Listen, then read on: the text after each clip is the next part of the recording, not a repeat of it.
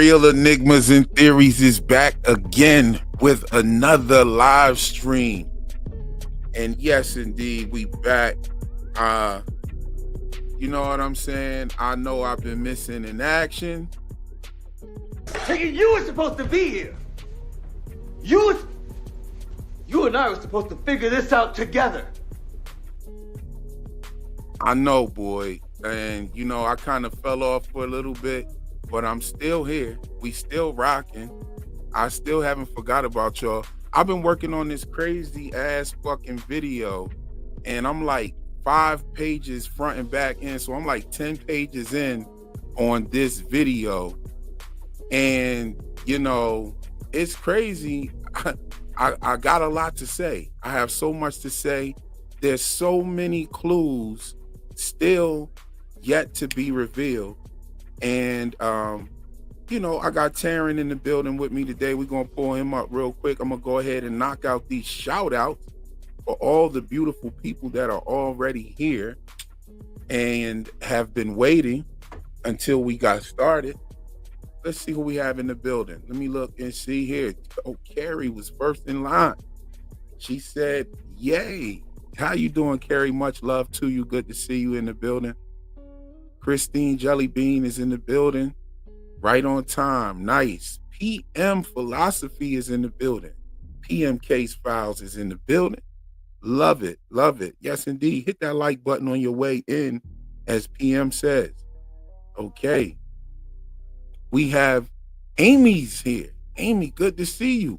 We have Stephanie here. Stephanie Clute is in the building. The beautiful Nini is here. Hey, everybody. Happy Saturday. Saggy Star, the beautiful Saggy Star is in the building with us. Hi, everyone. I'm going to be listening in the background, multitasking. That's what's good. I get it. Yes, indeed. Get that multitasking together.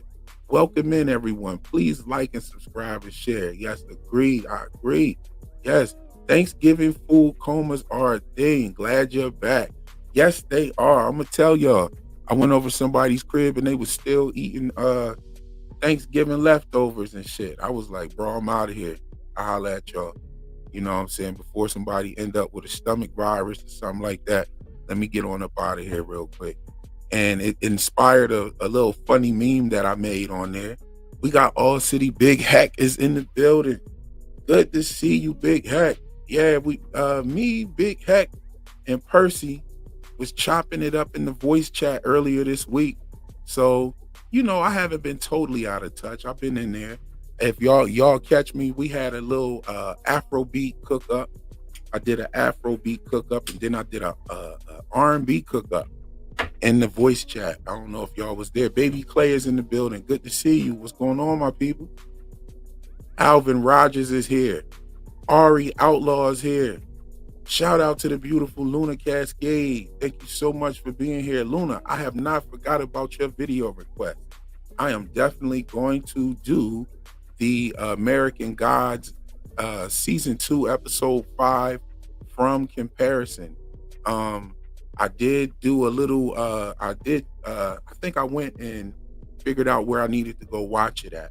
And so I'm getting geared up to do that along the off season for sure. We're going to talk about the Newfoundland trip as well, because I'm gearing up for that while it's on the off season as well. We have Meg Allen here. Good to see you. I'm in the gym. Can't wait to listen in. Hey, guys. Hey, that's what's up. That's what's good. Okay. Ray Barnes. Hello, my carbonated brother. How are you? Good to see you. Whitey is in the building. Okay. Okay. So that's the shout outs. That's the shout outs. Let me see something really quick. You know, I got my notes and everything. Oh, snap. Saggy Star just dropped a super chat in the building here. And she says, my son is literally eating leftovers. He froze the turkey and thawed it out to make sandwiches. Okay, that's a good move. Shout out to him for that, because that's a good move. Most people just leave that shit sitting in the refrigerator with all the rest of the shit. You know what I'm saying? You know how you leave that the cranberry sauce in the refrigerator, that motherfucker get dry and everything. But bro, he did a good move. Nope, I'm good. I was trying to buy turkey legs yesterday on clearance until he realized they needed to be cooked. Yo, yo, he so he didn't realize that the turkey. Oh, he must have been looking for smoked turkey legs if he ain't thinking he need to cook them. You know what I'm saying? What's going on? Thank you for your generosity, sis. Starting the day off with a dope super chat. Appreciate it so much.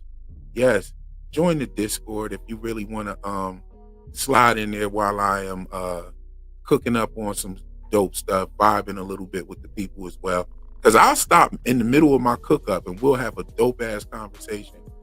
You know what I'm saying? Yummy, crispy cranberry sauce.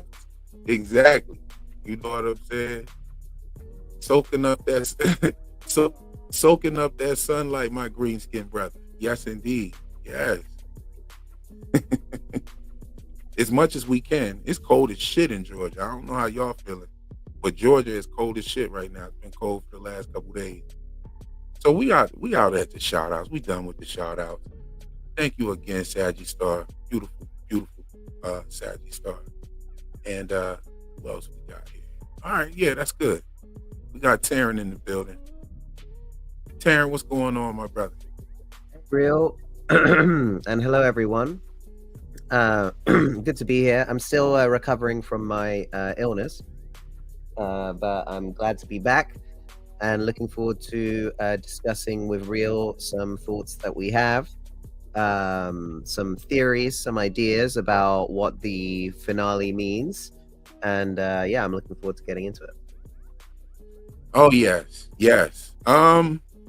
I want to talk about some of the things that the writers have been exploring, and it might lead us into more clues about the man in yellow. Actually, I don't think that we will actually be getting it spelled out to us at all in the series.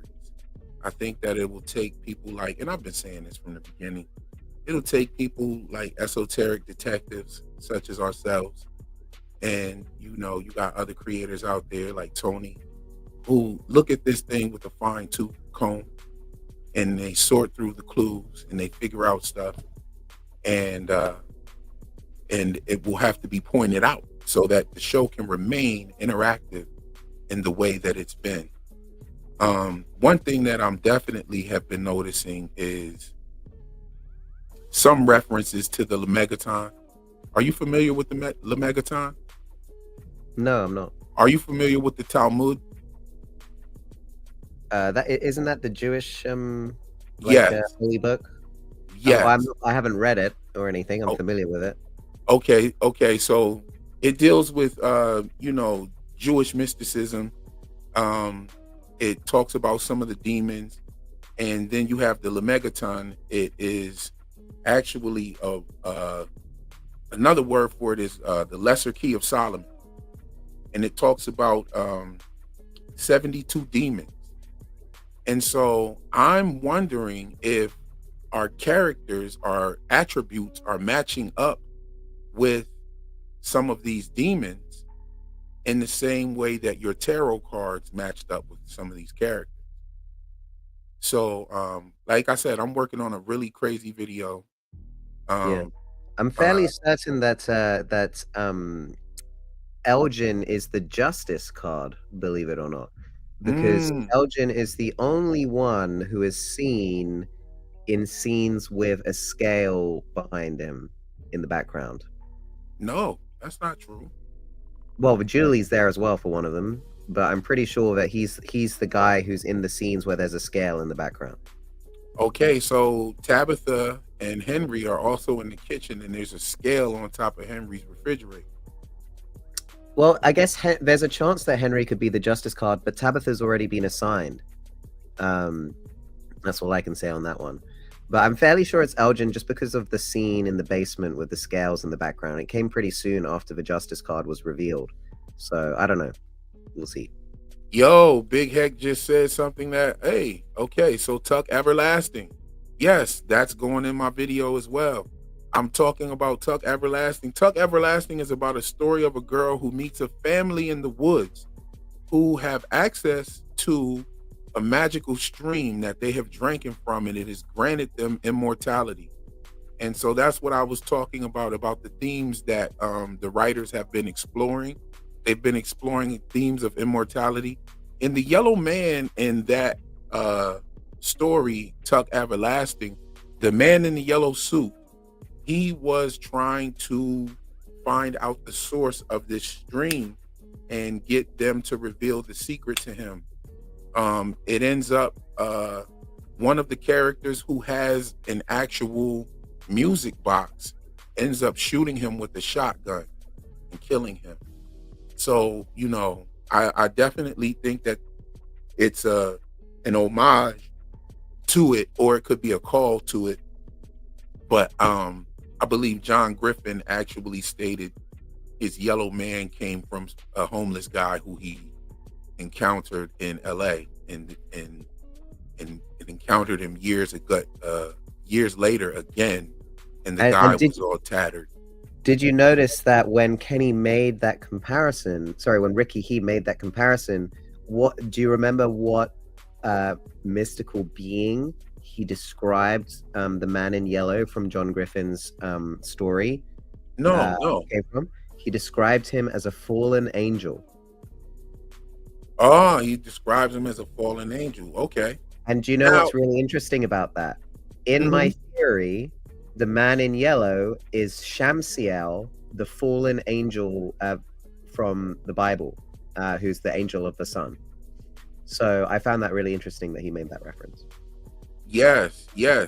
So I thought that was great as well. The fact that he brought that up. There's so many different nuances that are being thrown at us from every different angle. So when we have something like that and we notice these things, and then the actual story with the characters actually takes a turn from what we were thinking, it's kind of a shocker.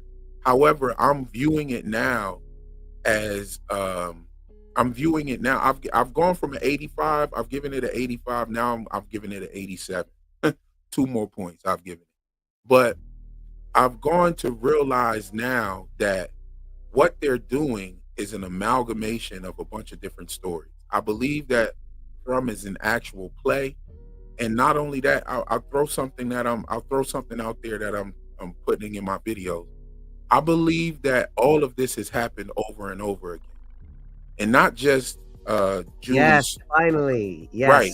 Okay. All right. So Okay. not only just what we're looking at has happened over and over again, but then the outside layer of it as well, and then the outside layer, like it's a circle within a circle, many circles within side circles.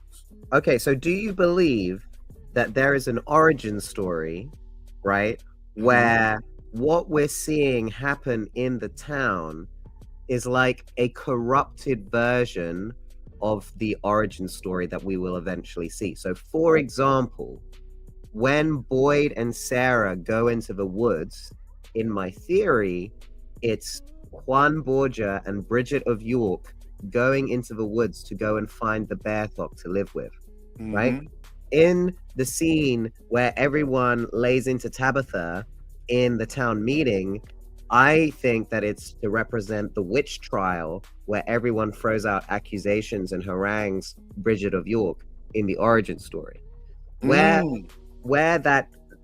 Sarah has her stuff confiscated from her, which is part of witch part of what happens when you're accused of being a witch, right? And then they break her stuff and they all sort of shun her and ignore her, and they confiscate her property and they kick her out of her home. I think that's what happens to Bridget in the origin story, right? So the girl with a rod through her head, I think, may represent someone shot through the head by a crossbow and pinned to a tree in the origin story. So I think a lot of what we're seeing on the show is like a sort of corrupted representation of what happened to create Fromland, basically. I mean, I find it really interesting that in the finale, Boyd uses a hammer to smash Elgin's hand. Well, do you know what the guidebook was on how to prosecute a witch in the medieval era was called? It was called the Hammer of Witches. and you'll notice people holding and using hammers all the time on the show. And obviously, we've now seen a group of people torture someone that they've tied to a chair. Isn't Right. that indicative of there being a witch torture and trial? Right. Okay. The So yeah, origin. you're getting into it. So now, all right. So just to get to you, for the first part of your question, do I agree that there's an origin story? Absolutely. Um, I think that before the children were even sacrificed, there was something going on. So to me, that would be the dot, the middle part, the origin story. Then there are other circles that surround it, very much like what we see in the lighthouse. In the lighthouse, we see the reflector panels in the lighthouse. Hold on, I'm going to try to find a picture of it real quick. As a matter of fact, I think I So, can bring so it. in my theory, I think they try and build a signal tower to signal fishing ships off the coast of Newfoundland when they're marooned there. And I think just like the rain and the lightning and the wind destroys their radio tower, I think in the origin story, a tsunami washes away their tower because of the powers of the boogeyman, in my opinion. Okay, let me pull this up here. Welcome to From Town, y'all. All right, what I'm looking for is my picture of the reflector panes. Okay, where are you guys at? Now, Ellis has drawn these as well. Ellis drew the reflector panes as well. And I think that it's just a circle within circles. Now, the evidence of this is the time travel paradox. The time travel paradox we thought was going to show up with the bracelet, where in I mean, actuality, even eyeing up that gun, man, and then nothing happening. oh, okay, but like we thought that the time travel was going to reveal itself by way of the bracelet. That was the Yes, first thing. Then, yes. then in season 2, we see Boyd come out of those ruins and I mean come out of the dungeon and end up in the ruins of it. That was another thing that reinforced time travel. Then they doubled down with the bracelet in season 2 by showing it on the wrist of Miranda in Victor's vision, in Victor's memory. So that was they doubled down on the bracelet being like a clue to some sort of time travel. A bracelet made out of bootstraps. But the bootstrap paradox actually exists with Julie and Noelle throwing the rope. Because if Julie doesn't throw the rope, Boyd doesn't bring the cicadas back. If Boyd doesn't bring the cicadas back, Julie doesn't get the cicadas. Julie doesn't get the cicadas. Julie can't time travel. Yeah. Julie doesn't get the cicadas and go to the dungeon. She can't time travel and she can't throw the rope. So all of that right there shows that there's some sort of loop. Now, the crazy part is now that that's revealed, we don't know at what point we're even watching at. What point are we watching? We're not watching. Everything we're watching, I believe, is a flashback. Well, what does John Griffin say, and what does Tilly repeat in season 3? They say maybe this story isn't happening at the end. Maybe we're somewhere in the middle. We're somewhere in the middle. So that means there's some future timeline that we're not that we're not privy to yet. That means that we're looking at the past. If the future is there already and we're looking at the middle, then that means we're looking at some version of the past. What makes that evident is the fact that the show starts with Julie entering the town with her family with an illusion shirt on. That's where this part of the circle and cipher started, right there. Mm-hmm. What does Victor say? He said, 2 cars coming into town. That doesn't happen very often. And when it does, it's special. And who does he say it to? He says it to Julie. Why Yeah, would he? I'm quite confused about the two cars and what they mean currently. I used to think it signified these two Portuguese explorers, but they traveled to Newfoundland a year apart, so suggesting that they'd arrive at the same time was kind of a stretch. So the only thing I have for two ships, which I think is what the cars represent in this sort of thing, that when they're telling us what happened in the origin story before the Bear Talk massacre, it may be that it represents Amerigo Vespucci, who America, many believe, was named after, returning from his rumored trip to Colombia, and running into John Cabot, who is on his way to Newfoundland at the same time as Amerigo was on his way back from Colombia. But many people believe that Amerigo's story of visiting Colombia was a lie, so it's not included in our sort of mythology of the discovery of the Americas. So I don't know how much you know about Amerigo Vespucci, but I think that's what the Colombia and the llama clues mean on the show. I know enough to know that the the Amerigo Vespucci story is false, actually, because the natives were already called Americans by the Europeans when they got here. When the English settlers landed here, Americans was the term that they called the people that were here. So the place was already named America before Amerigo Vespucci even hit the scene. That's a historical fact. It could be debated, but I mean, we could even just go to Webster's dictionary, 1829 dictionary, and the term American, it says American originally applied to the copper-colored races found here by the Europeans, but now is applied to Europeans, the descendants of Europeans that were born on the continent. And so that is the actual definition of the word American. It was applied to the copper-colored races, plural, that were here when the settlers got here. Sure. I mean, look, I can say that there is debated history still, and that is one of the things that is still debated. But your perspective is totally valid. I would say that, like, if you asked an American history teacher, they would not say that to you. They would talk about Amerigo Vespucci. But that's not to say the correct approach. I'm just saying, like you said, this is still debated. So,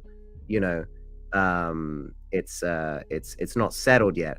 But in my theory, John Griffin is highlighting the legendary trip of Amerigo Vespucci when he said he went to Colombia and South America in 1497 and returned in 1498, which just so happened to be when John Cabot's journey to Newfoundland happened. So I think that they ran into each other. I think that's how John Dee's Black Mirror ends up becoming part of the show, which was clearly of South American origin. But anyway, sorry, I'm getting into the weeds here. But yeah, very interesting, very interesting. Indeed. Yes. So, Saggy Star drops a super chat. Thank you for your generosity, sis. And she says, Taryn and Real, so why kill Jim? Because I don't believe he's really dead.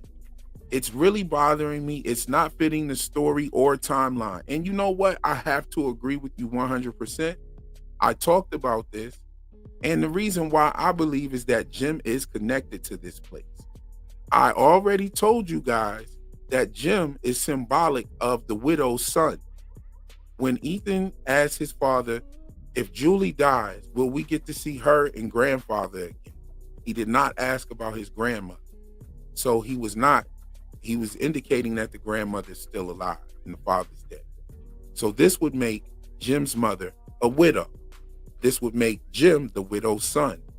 When Tabby came back and they were all in the living room together, he gestures or performs the kneel of the widow's son.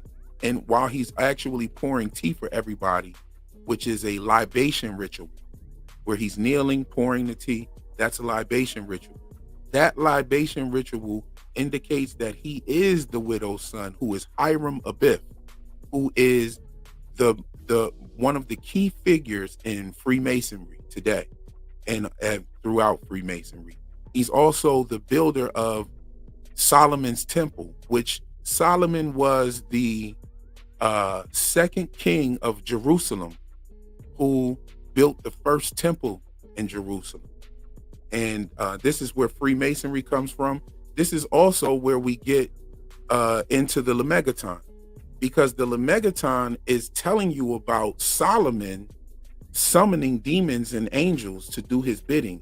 As a matter of fact, Hiram Abiff was the architect of the tower, and he designed the tower to be made out of materials that were not even able to be cut by the modern tools that they had at the time.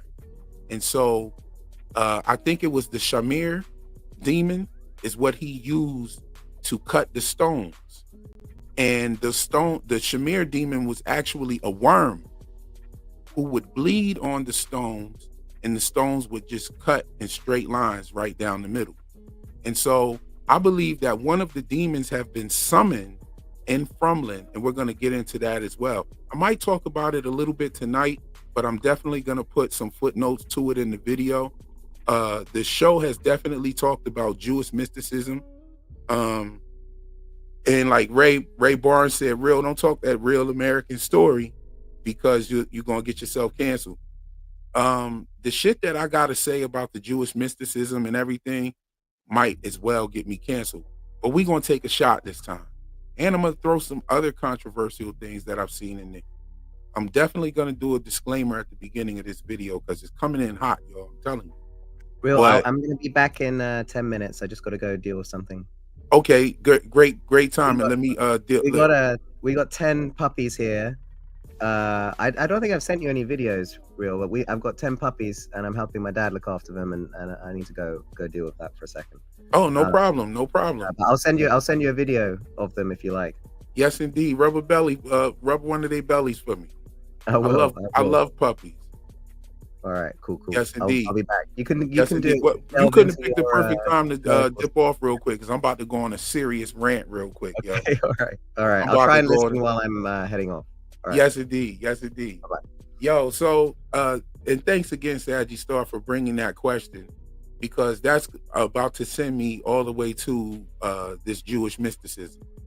Jim is the widow's son, and we have not seen the last of Jim, because I told you that Jim represents Hiram Abiff. Hiram Abiff was actually resurrected, okay? So I believe Julie when she says, I can change it. I've got to fix it. She indicates that she's fucked something up already and that she can fix what's going on. You know what I'm saying? Because if you fuck something up, that means you can affect things. First of all, we know that she can affect things because she threw the rope down there. So she's the reason why she got the cicadas, right? Because she threw the rope down there, which got Boyd out. You know, who knows what would have happened if Boyd wouldn't have got out of there and Martin would have been there. So, you know, who knows? So that obviously is where we're looking at a story, and we're not sure at what point of the story we're looking at. The reason, what indicates that we don't know at what point of the story is Jim's death. Okay? And there is a part where Boyd, hold on, let me pull up this one picture. There's a part where Boyd, he says, here. And I told you guys about this, the here part, right? So he says, here, right here, okay? Now, these different symbols on this map are not even there just a few seconds before, right? And I've showed this actually. I don't know if I showed this to you guys, but I've been dealing with this.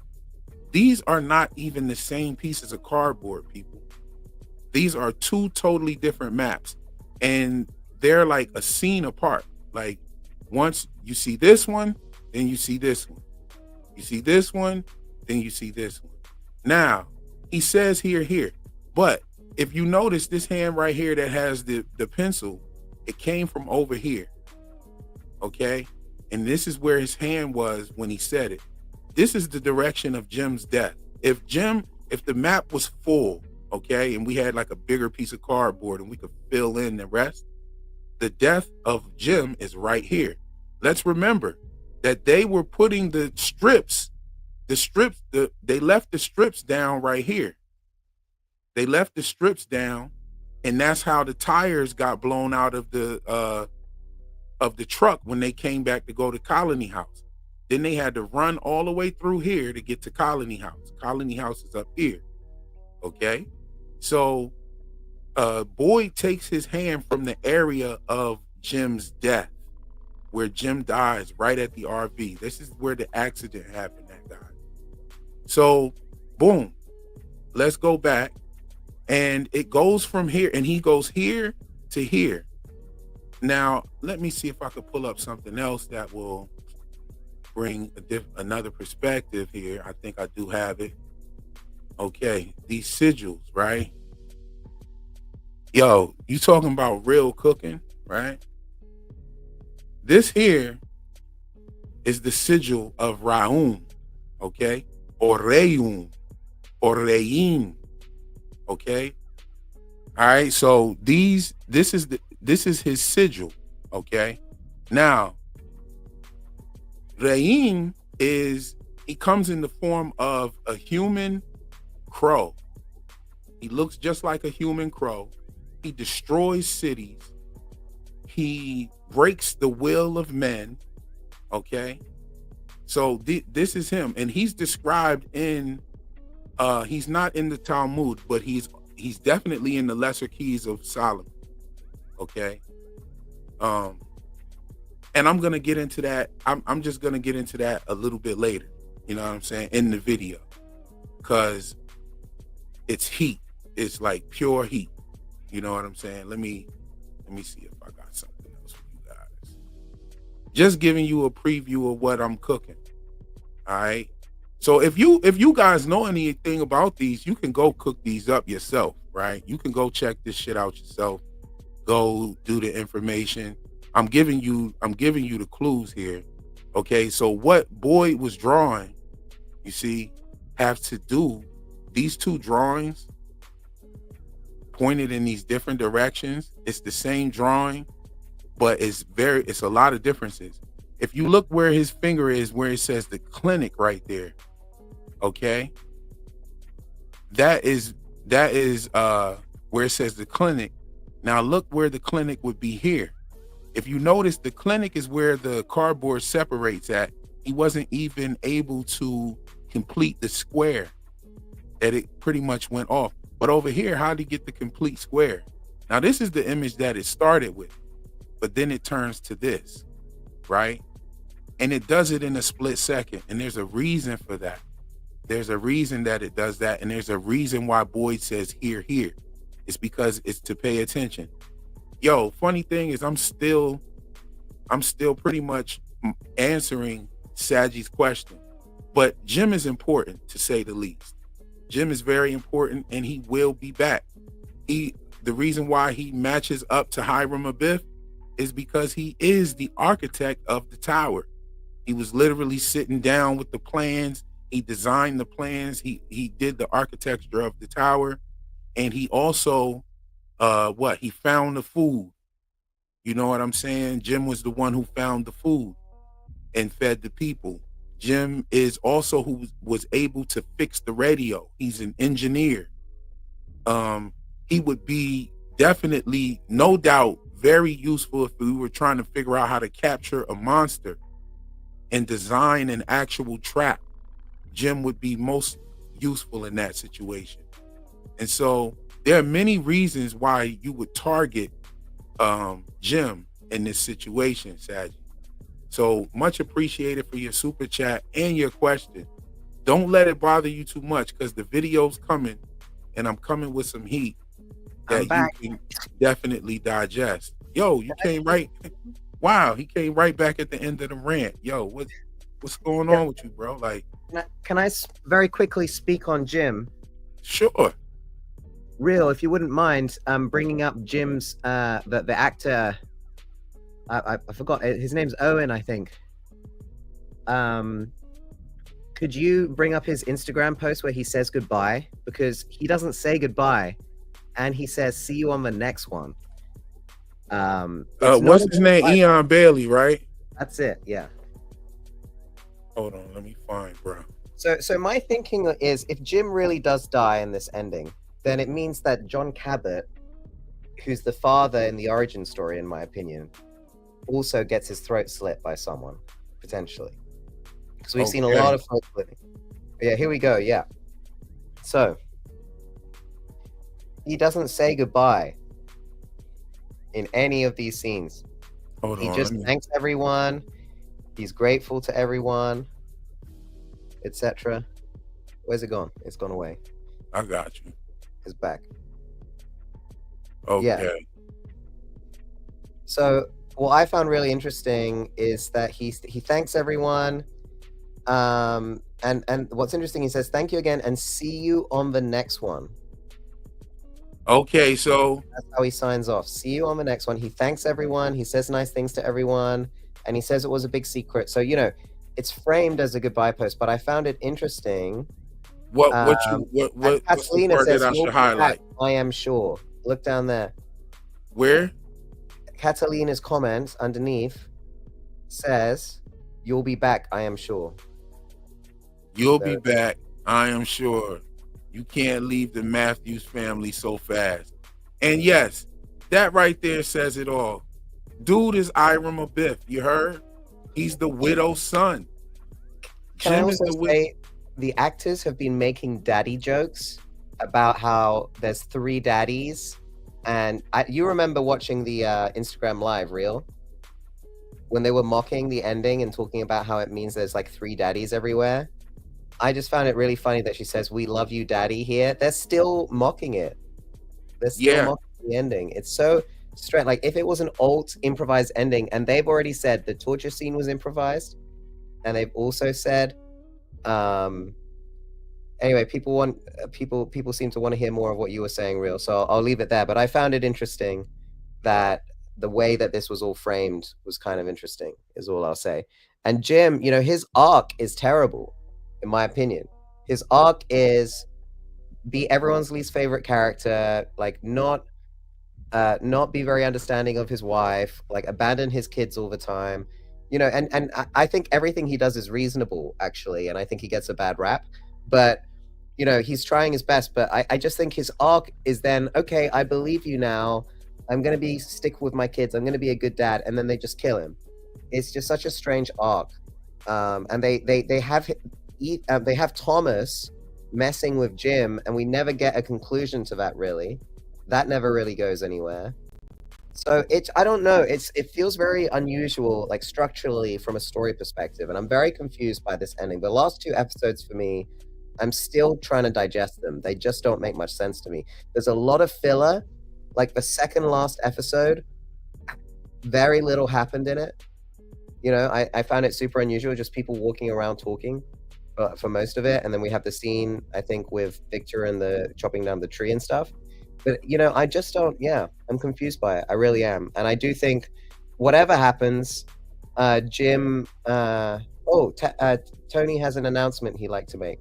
Yo, I wanted to say, yo, shout out to my brother Tony Teflon. He said, "What up, my people? Thanks for all the well wishes." Yes, indeed. Sending much love and condolences to Tony and his family. He lost his brother a few days ago. Oh, I'm so sorry, Tony. He's down in the chat.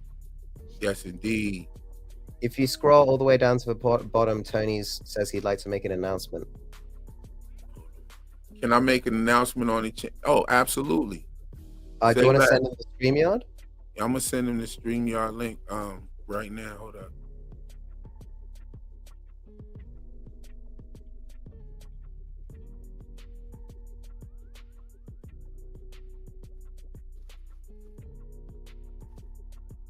I'm sending it to your FB, fam.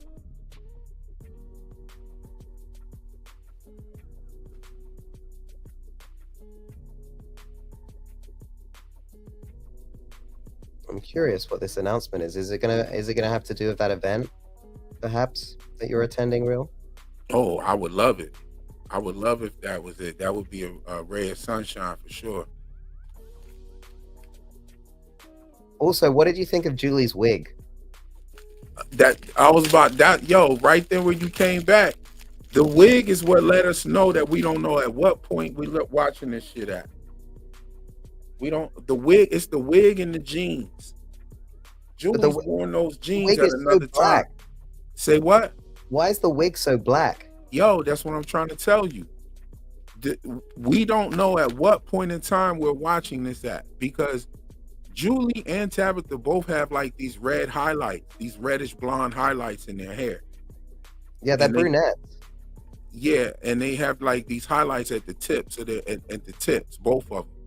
But then all of a sudden, Julie comes through with jet black hair and some jeans that she had on in last season. Yeah, they're like from the 80s, the clothing she's wearing. Nah, she had them shits on. As a matter of fact, she might have even had them on in the first season too. But she hadn't worn them the whole season, and then all of a sudden, boom. So this means that something happened that we saw that didn't happen. That's why she came in like, I can change it, because she fucked something up that got Jim killed. Think about it. None of that shit would have happened if Julie wouldn't have thrown the rope to Boyd. The only reason why Tabitha went out to the woods to go was to save Julie. She was like, I have to do something, because if I save the children, you got to let me go out there. I can save the children. I just can't sit here while my daughter's going through this. I need to. She thought that she was going to help Julie. If I save the children, this will stop what's going on with Julie. That's why she left. That would not have happened if Julie wouldn't have thrown the rope down. And I believe that those are the jeans that she was wearing when she got caught up by the cicadas, bro. Follow me on that. I don't know if y'all catch what I'm saying. There is a loop there in that, you know, Julie had to go through what occurs after Boyd receives the rope. It's technically it's a paradox in that Boyd could never have released the cicadas to give Julie the time travel powers, if it is indeed what gave Julie those time travel powers, because that is, but it is a weird loop, isn't it? Well, here's the thing. It is definitely what gave her the time travel powers, because Randall was also feeling something at those ruins as well. That's why he told her to stay away from them. And Ethan also doesn't walk through with the cicadas led them to the ruins. When he was teaching Julie how to drive, it made him stop the car. Made him stop the car and get out the car and start running. That's a very good point, man. That's a very good point. You see what I'm saying? It's like it was luring them there so that they could get someone there to throw the rope. The question is, was the access given only to Julie because Julie is... I mean, it comes down to whether there's an old ending or not. Like, up until this point, when has Ethan known things that he shouldn't, that isn't kind of abstract? You know, like, he's like, you're a story walker. Like, the faraway tree thing he learned from Victor, right? That he talks about how he thinks there's good symbols and bad symbols, but that's more of an opinion than like knowledge that he's like randomly received, right? It's like clearly he like get a good sense of things, and then suddenly he's like, for some reason he now knows this term story walker, and he now seems to know that people can that you can't change the story. Like, that is different to previous versions of Ethan having knowledge. You know, it's like suddenly he's got a specific term. You're a story walker. It's just like, where did that it's like, what story did he get that from? Yeah, where is that coming from? It's like, so he just randomly knows stuff too. There's all this information that, but he's wrong though. He was like, you can't change a story once it's been told. Bullshit. Well, I know she threw the rope down there. Well, yes, but technically that story had been told. Someone threw the rope, and then yes, someone threw the rope, and we learn it was Julie. So I don't. The only fuck up is that it's Julie, because that wouldn't have happened if she wouldn't be in that position, if she wouldn't have been in that dungeon if it wasn't for the rope being thrown. So that means that it was her all along. Yes, it was her all along. But That means she's changed the story. technically it's a predestination paradox, I think. So what you're highlighting is a definite paradox, in that she couldn't have, but it depends on whether she got her time travel powers. But like the whole thing wouldn't have happened the way it happened, and Julie threw the rope if Julie hadn't thrown the rope in the first place. So you're correct in that there is a paradox there. I just don't think it necessarily means that you can change things, because technically it proves that once you see something, it then happens. I know it's hard to talk about time travel, so I don't know if that made a lot of sense, but I don't think it means that you can change stuff. But I do think that what you found, what you've correctly identified, is a paradox of some kind. I think it's a predestination paradox. Okay. So she, and that's because there's so many moving parts to it. Yeah, and we don't know 100% if Julie actually is. Again, it relies on Ethan being you're a story walker and having this knowledge for some reason. Like, so if we assume what Ethan is saying is true, then yes, Julie has special time travel powers. But potentially, we only learned that she's a story walker in episode 9, right? Okay, so here's if that's episode 9 the isn't real, episode. then that's technically not true. All right, so here it is, right? In my theory of the Julie thing, I think all of this has happened over and over again. And I think every drop of it, the Matthews coming into town, Boyd getting caught in the well, all of that shit is not the first time it happened. We don't know at which point we're watching it. Okay, we're watching it at some point where Julie has affected it. And how do we know this? The what is it? The first or the second episode? The second episode, when she meets the boy on the porch, and the boy's like, "You don't remember me, Julie? You don't remember me?" And maybe it's because she has been story walking and she met him in the past. I believe that I agree with that. I agree 100%. I believe that he's the one that scratched her in the face. Could be. So if that's the case, then we don't know at what point we're looking at that. All right, so let's say that the reason why he's asking her, because he didn't just say, "Hey, Julie, I know your name. We know all your names," or whatever. He said, "Don't you remember me?" So they've encountered each other before. Some people are going way off the rails saying that that's Thomas and that's a boy she went to high school with and all kind of shit. People are saying, no, I think that's a slow walker that was in that town, because he was down in the dungeon when Smiley Davis was cracking out the egg, right? So that means he's been in this town. So that means he must be one of the slow walkers that sacrificed the kid.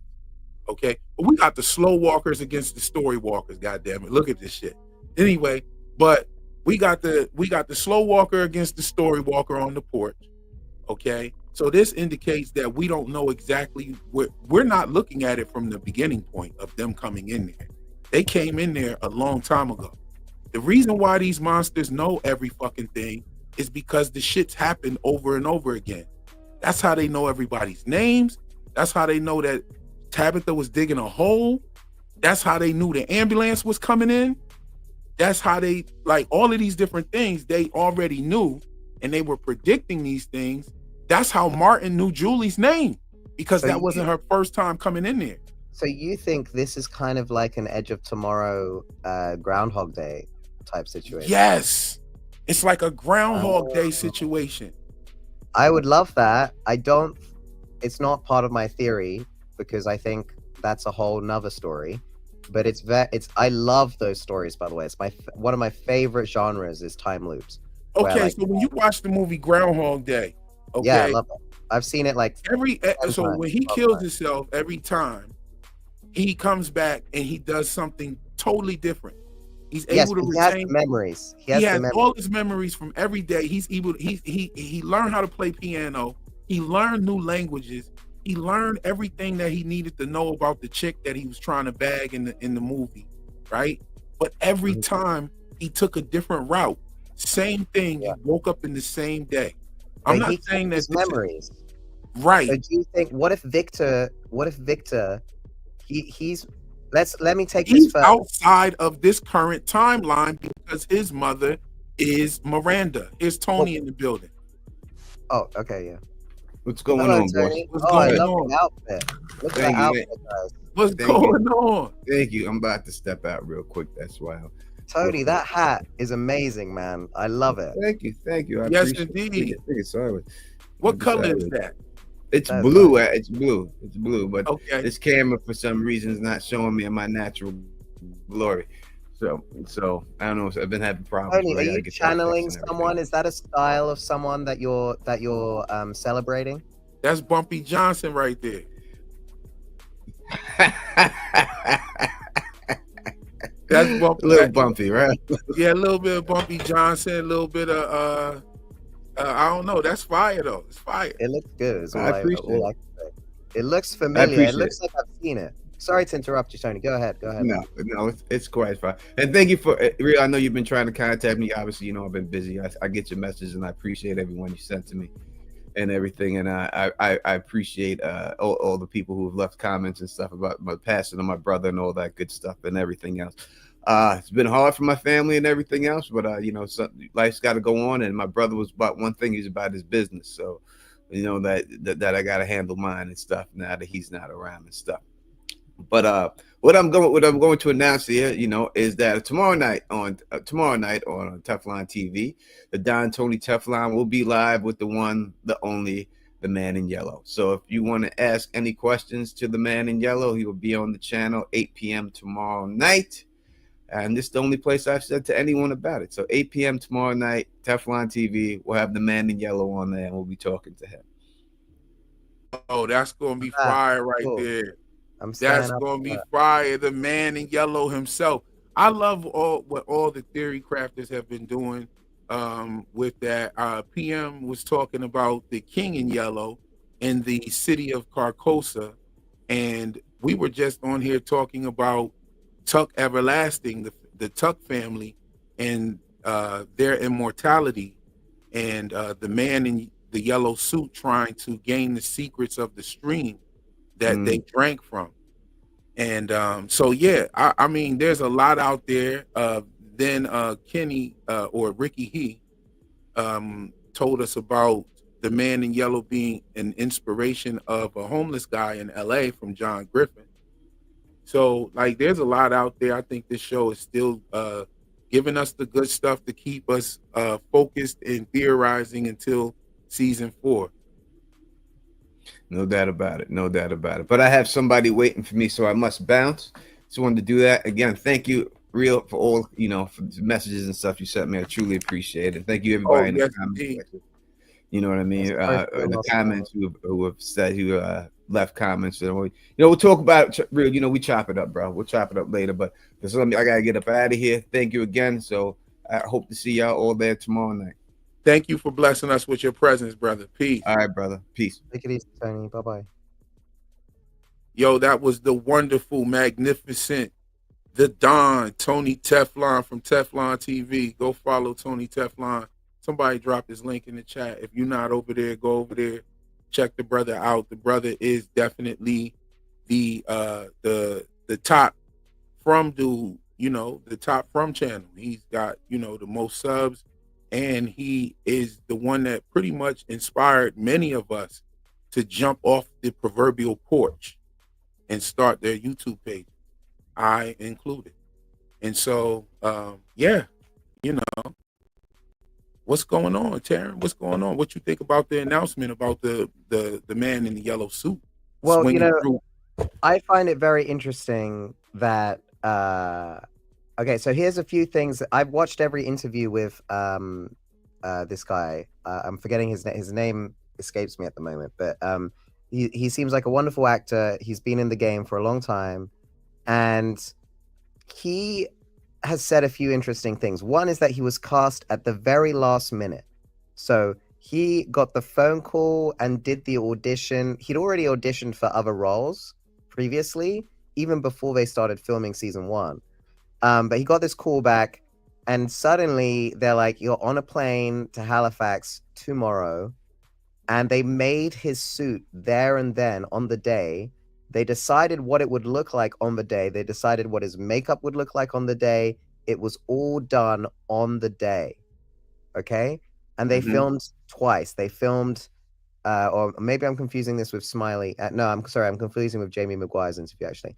The other thing he said was that he thought that actors like him would make amazing spies.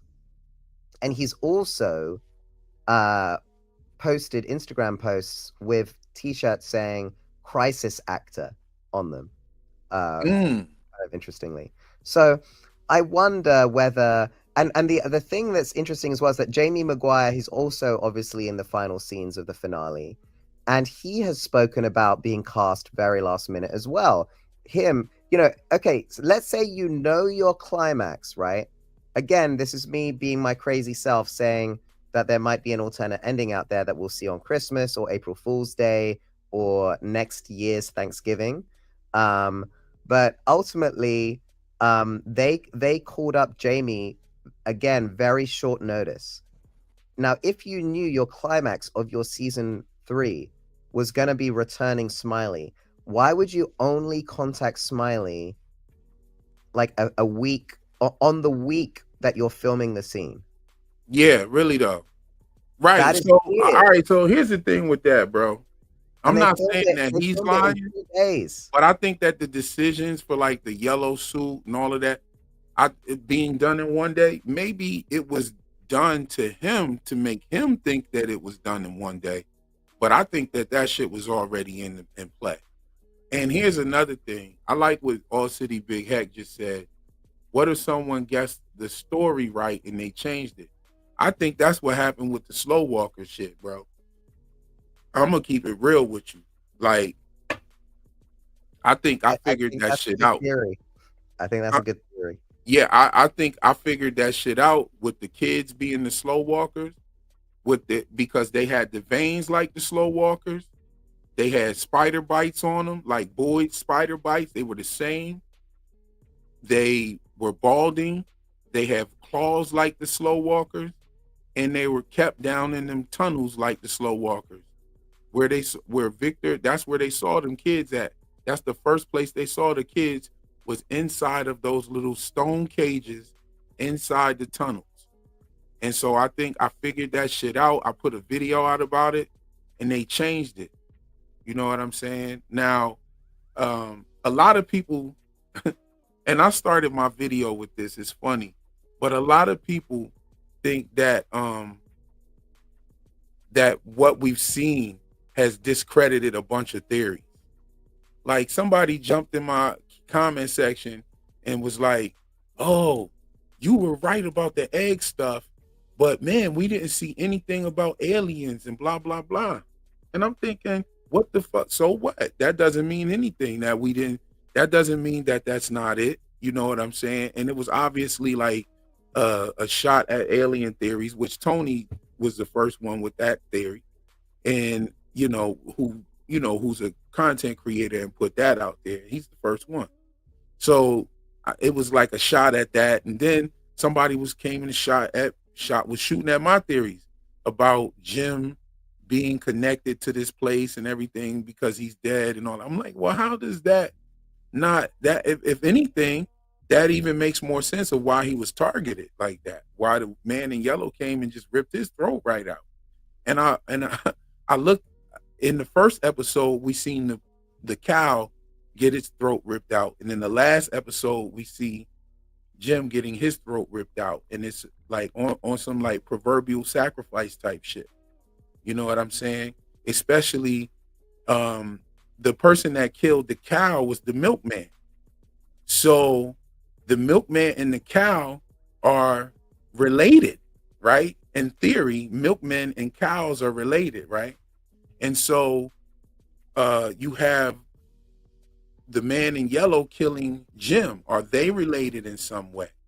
Not to mention Jade was present. He was the one guiding the cow when the milkman killed the cow. And Jade was also brought up right before Jim was killed. He said, man, that was a hell of a song. That Jade sure can play.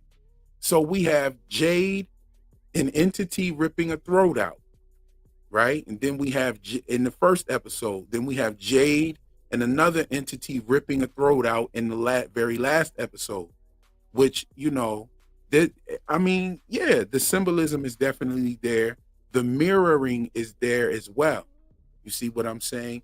The mirroring is so on point to where it's almost in every single aspect of the show, as far as there being two bottle trees on the outside, where one in Victor's backyard and the other one across a couple towns across 40 minutes away, 30, 40 minutes away, right? Then you have also two bottle trees within Frumlin. And I get really deep into the mirroring aspect. Yeah, the two bottle trees is very interesting. I'm still a little confused about it. Very interesting. Okay. So, you know, here's the thing. The boy in white is evil. I didn't know. I didn't know for sure. I don't like him. He's I definitely. didn't know for sure. I didn't know for sure until he stated something that the typical villain in these types of stories does. Okay. He said something very interesting. Now, I've already tied this show to The Wizard of Oz. You had the house falling on a guy named Brick. The guy named Brick was in the house. You have Donna saying that we don't have a magic yellow brick road, right? There are other aspects to The Wizard of Oz as well, as far as even Miranda having a dream about the place before she got there. That's the same thing that Judy Garland was singing about. And Somewhere Over the Rainbow, there's a place way up high that I heard of once in a lullaby, right? And so we have the lullaby aspect and everything. Also getting way up high, Fatima saying that if you get high enough, even a nightmare could seem like a dream. That is also indicative of Somewhere Over the Rainbow.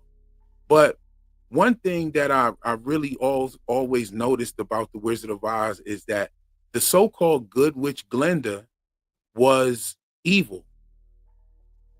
She wasn't good at all.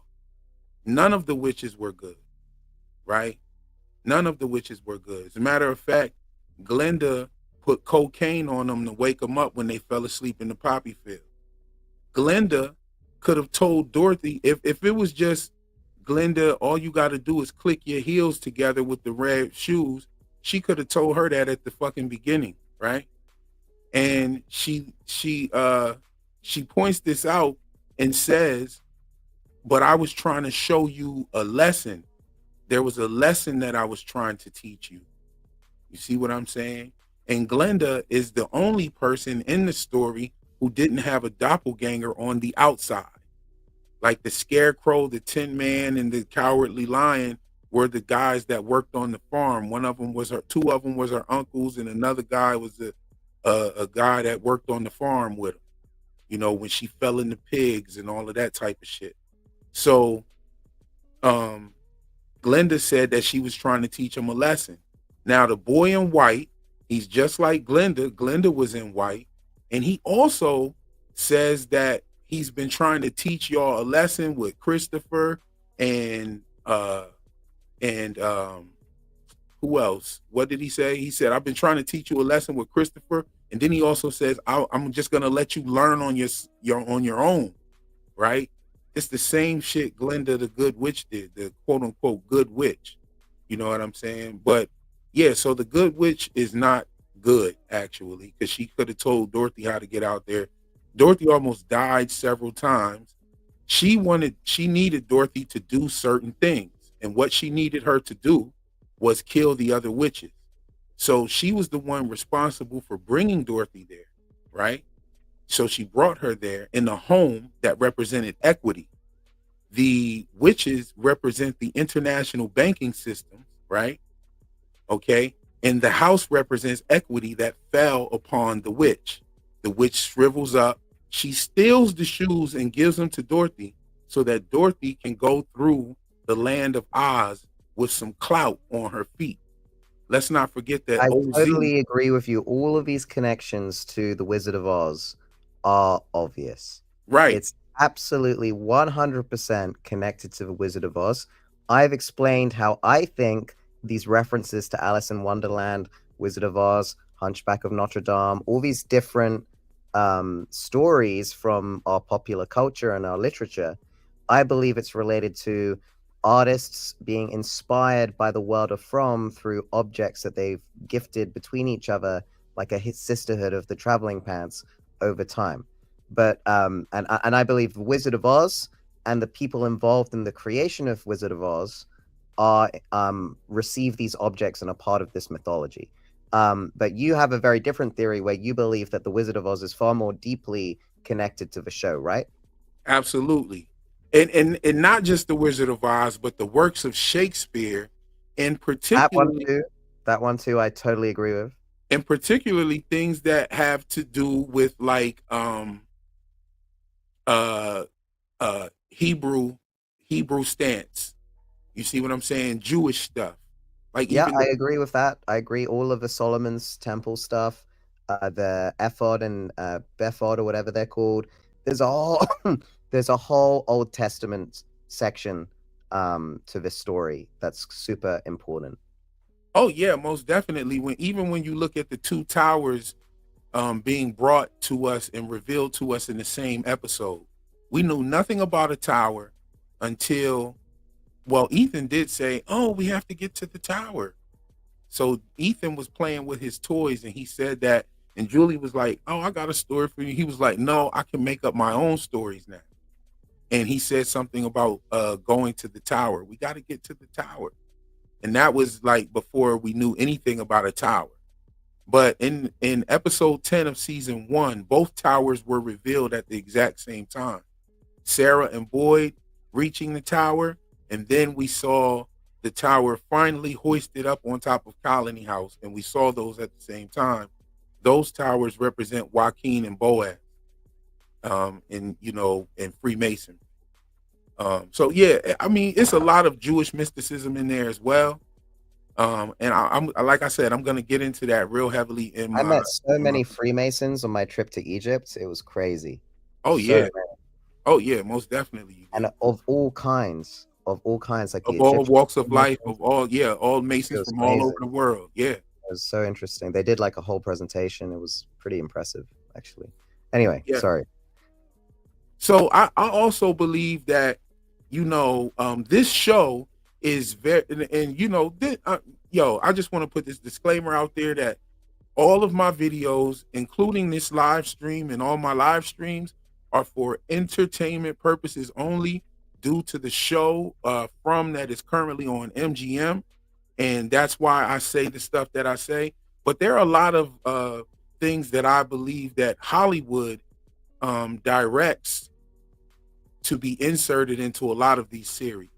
And this is why we'll see these things over and over in other series. Like I talked about the deviled egg situation, and I brought that out. Nobody else was talking about that. I was the only one talking about the sacred geometry with the Vesica Pisces. No one else is talking about that. But I'm watching other shows that are also simultaneously putting these things in there. Severance, for instance, they had an entire deviled egg party on Severance. If anybody remembers that scene, let me know. They had a whole deviled egg party where they had the deviled eggs and the pickled eggs and stuff like that on there, and they also had the melon party and everything. But you know what, man, I'm trying to talk without dropping all the bombs from the video that I'm about to drop. You dig? Like I'm trying to speak without doing all of that. So I think that, all right, I'll give you another one, right? Okay, so we see that this is dealing in reincarnation. Now, the same week of the finale, Kendrick Lamar put out an album right beforehand, and he has a song on there called Reincarnation, where he's literally saying that he is Lucifer, who has been reincarnated into 3 different artists. the first artist, then the female artist. He's reincarnated into a female jazz singer, and then he's brought again as Kendrick Lamar to prophesize to the people. He even brings up Isaiah 14 in there. If you know, you know. But yeah, so I thought it was very strange on how we had the reincarnation situation with Tabitha and Jim and Jade and all of that. And so maybe, you know, we are getting a little bit of Hollywood's influence on certain notions and nuances that they tell people to put in their projects. All right. So yeah, I didn't go too crazy, did I? No, man. I mean, look, what can I say about this show? No theory is too crazy, right? No theory is too crazy. There are far too many what seemingly disjointed, I would say, because I don't think they are just disjointed, they just feel that way. There are so many disjointed elements, influences, and references on From that they leave it wide open for interpretation. And it will take somebody who, it's very, very difficult to piece it all together in a way that makes all of these references combine into a cohesive story. That's what I've tried to do, but it may not be the correct approach. But what I would say is that Ethan has said several times, right? He says, it's like telling a story and how you need to put all the pictures in the right order, right? And then Jim says, when he's pointing at his wall of questions, he says, solving it will be like telling a story. So, of course, just like you said, Real, about this cycle repeating, I think that that's part of it. They're asking us to try and recreate the story using the clues on the show and all the references to understand what created Fromland. And I believe it's John Cabot's trip to Newfoundland of 1498. That's my theory. You may think that it's more connected to the Croatoan or the Jamestown colony or something else. But ultimately, I feel like there is a witch trial involved. I think that's becoming more and more obvious. The hammers that are hidden around the show everywhere, it's just got to mean something, right?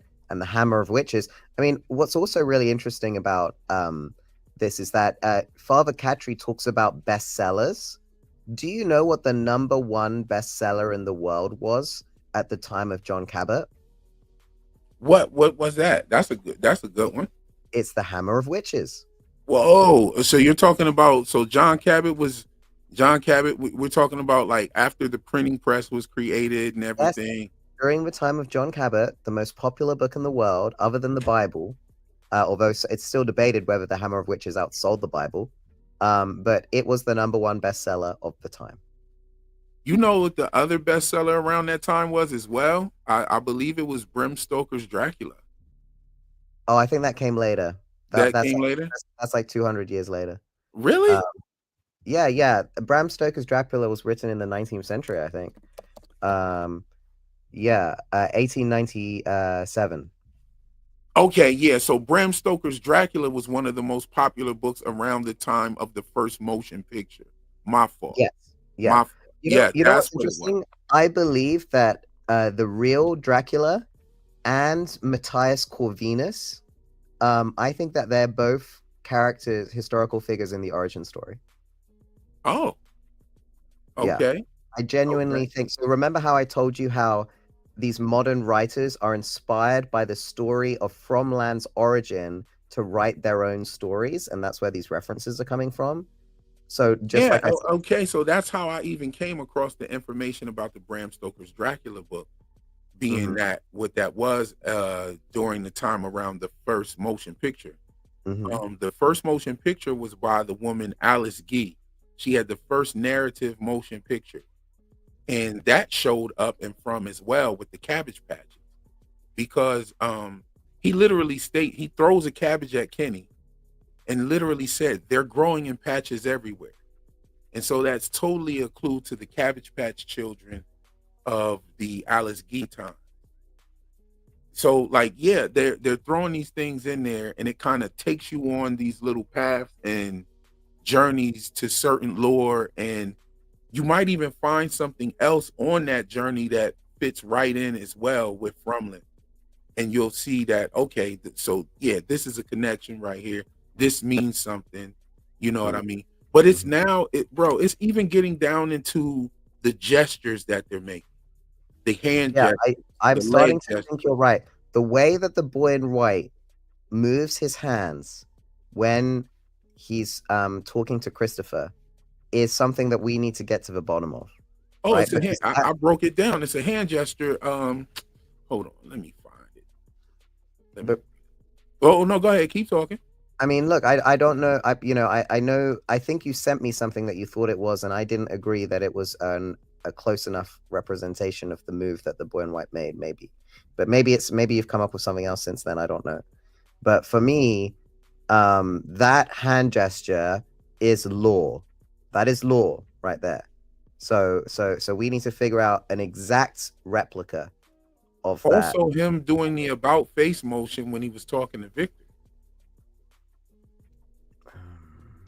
He literally did an about face.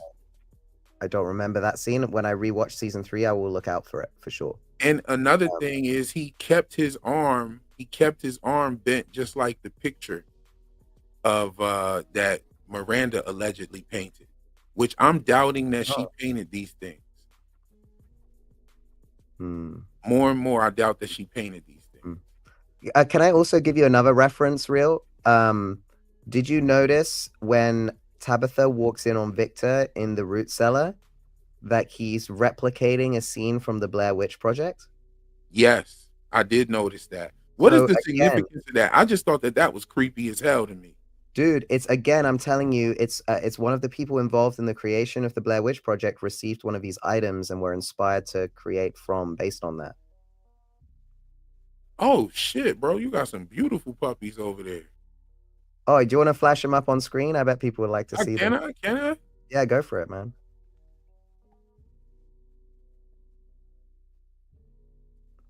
Is that the mom over there or the dad? Yeah, that's the mom. The dad's like an Alsatian, like a white Alsatian. Oh shit! Look at There's, them, there's 5 a and vid- 5. there's a video as well. Yeah, I know. Hold on, yeah. Oh, they chilling. They They're lounging so too. cute. You have it's ridiculous. You just can't help but like pick one up every 10 minutes and cuddle them. Oh my goodness. They're very Yeah, cute. here's the video. Oh, look at that. Oh There's shit. 10 of them. There's 10. Oh, the mom is so chill. She just doing her thing. Yeah, she's been a pretty good mom. She's a first-time mom. We think we're just gonna leave it there. We're not gonna let her have any more babies because it's been hard on her. She's lost a lot of weight. Oh, But she's yeah, doing. all the puppies survived. We've had a vet like on standby, and we've only had one that like breathed in some milk accidentally. But yeah, it's been nice to look after them. Oh There's a lot my of cleaning. goodness. There's a lot of cleaning involved. But Oh yeah. Oh yeah. That's fire right there, bro. Oh, they are beautiful too. So what y'all gonna like keep them all or what? I think my family in total will have 5 Alsatians and 2 other dogs by the time this is all done. I think it's too many dogs. But yeah, I'm gonna be a dog uncle. I think we got enough dogs going on in my family right now. The puppies in white. Yes, the puppies in white. They are white Alsatians, so they're pretty cute. Oh my goodness. Yeah, they are beautiful for sure. Oh yeah. And they just look all great. They look all identical. Like it's crazy. Yeah, they're so cute. Okay. We just adopted a kitten recently. My son and my daughter wanted a kitten. That's And nice. we were outside and this guy was out there with a tow truck and he had a car on top of the truck and we could hear the kitten inside of the car. And I was like, yo, you got a kitten in your car, man. It sounds like it's trapped in there. It sounds like it's under the hood. And he tried to act like he didn't hear shit. So I got up on top of the record and opened the trunk. I mean, opened the hood. And my wife, she hops up there with me and shit. And we about to save the damn kitten, bro. And and I pulled it up out of there, and it just started purring, and it was just happy to be out of there. Yeah, you gotta keep that cat. You gotta keep Yeah, so we kind of we saved it. This dude was about to take the damn cat to the junkyard and shit. I mean, look, cats are pretty independent as well. Like, if you just put food out for it and you're not near like a highway or whatever, you'll probably be okay. Nah, but it was stuck. It wasn't getting out of there, bro, because it was literally Oh no, I stuck. just mean for keeping it at your house. Like, it's not Oh, gonna be. oh Yeah, yeah, it's not gonna be a problem at all. you Like got I your thought, land, you got your acreage. That's good. yeah, exactly. So Mhm. it's not even it's not a big problem. You know what I mean? And my daughter, she's 3. She keeps repeating the story to everyone. Yes, my cat was stuck in some car, and my dad hopped up there and got it out, and him and my mom jumped off the truck, and then we cleaned it off with a wet rag, and then cleaned it with a dry rag, and its fur was fluffy, and it likes to sleep with me. It likes to come to my house, and we had to take it Oh, to the vet, and the vet got the worms out of it. well, that's good. Well, My that's daughter, good you've done that. Yeah, that's good. she That must just feel talks good, man. she talks about the story. She repeats it to everybody. It's Mm. funny as hell. But yeah, anyway, enough about our family animals. Let's talk about these cicadas real quick. Yo, I just thought it was crazy that Frum was talking about cicadas, and then the very next year uh we were to experience a rare emergence of cicadas. And I just thought that Mhm. that was very strange. But there's a It is lot. a cool coincidence, but I don't think the From creators could have necessarily predicted. Although it does happen in cycles that are Well, pretty yeah, regular. The I'm cycles are sure. pretty regular. I'm sure that they actually knew about that, and I'm sure that someone knew about it and told them to insert that into the show. That's what I believe. I Real, I believe that got a that's question how for you, Hollywood man. works. Yes, go ahead. I've been wanting to ask you it all week, and I hadn't got around to asking you, so I'm gonna ask Okay, you here. okay. Now we know if there isn't an alt ending, and I know I'm gonna talk about there being an alt ending less and less after Christmas. Um, but just humor me for a moment, okay? If I there's an can't alt help but ending, humor you because this shit is humorous. yeah, I know you don't believe it, and that's fine because even I'm like, it's like 10%, 20% chance, okay? But look, um, you and I both believe that this is a bloodline curse, right? The blood running over the line on Jade's hand, all the references to grandparents and relatives and people's who's related to who, mysteries about who Eloise might be, all that stuff, right? Now, even like Victor's surname means of the same family, which is really interesting. So let's look at all of that stuff, right? Now it's saying no, fuck. Sorry to swear, but screw whatever. From's got loads of swearing in it. I guess it's fine. But yeah, so forget all that. Forget all the bloodline stuff. Forget all the grandparent stuff. Nigga, you were supposed to be here. It's reincarnation.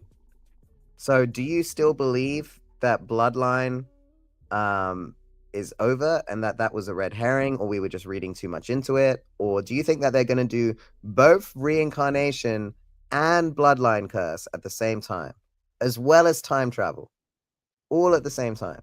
Yes, That's yes. craziness right It's there. gonna be craziness. That's It's gonna craziness. be. It's gonna. You know what? I'm gonna tell you. It's going to be very hard to follow at some point. I Yeah, shouldn't say it's going to I'm be hard to worried. follow because I'm they've been worried. spoon feeding it to us, right? It's not going to be hard to follow. It's going to be hard to describe to your friends that haven't seen it yet. You know what I'm saying? It's gonna Yeah. like if someone was to, it's gonna get to the point to where it's gonna be crazy hard to explain to somebody what the fuck's going on. That's what the show is gonna turn into, which is gonna be marvelous.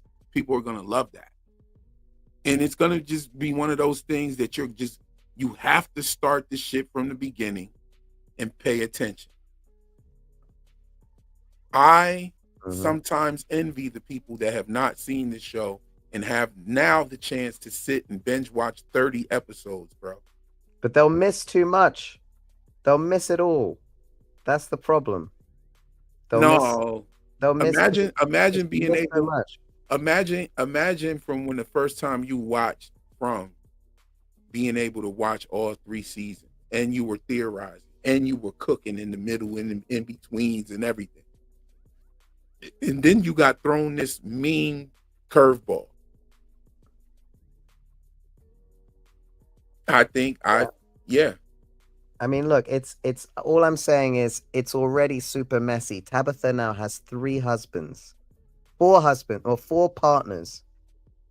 Christopher, Henry, Jim, and Jade. That's why the actors have been making all these daddy jokes.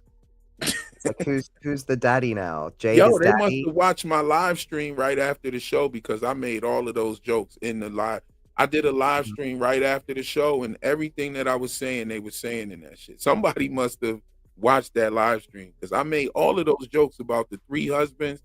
I made the joke. I even went crazy on Smiles Davis, like, the cracking out of the egg, butt ass naked with a piece of plastic on with blood on it.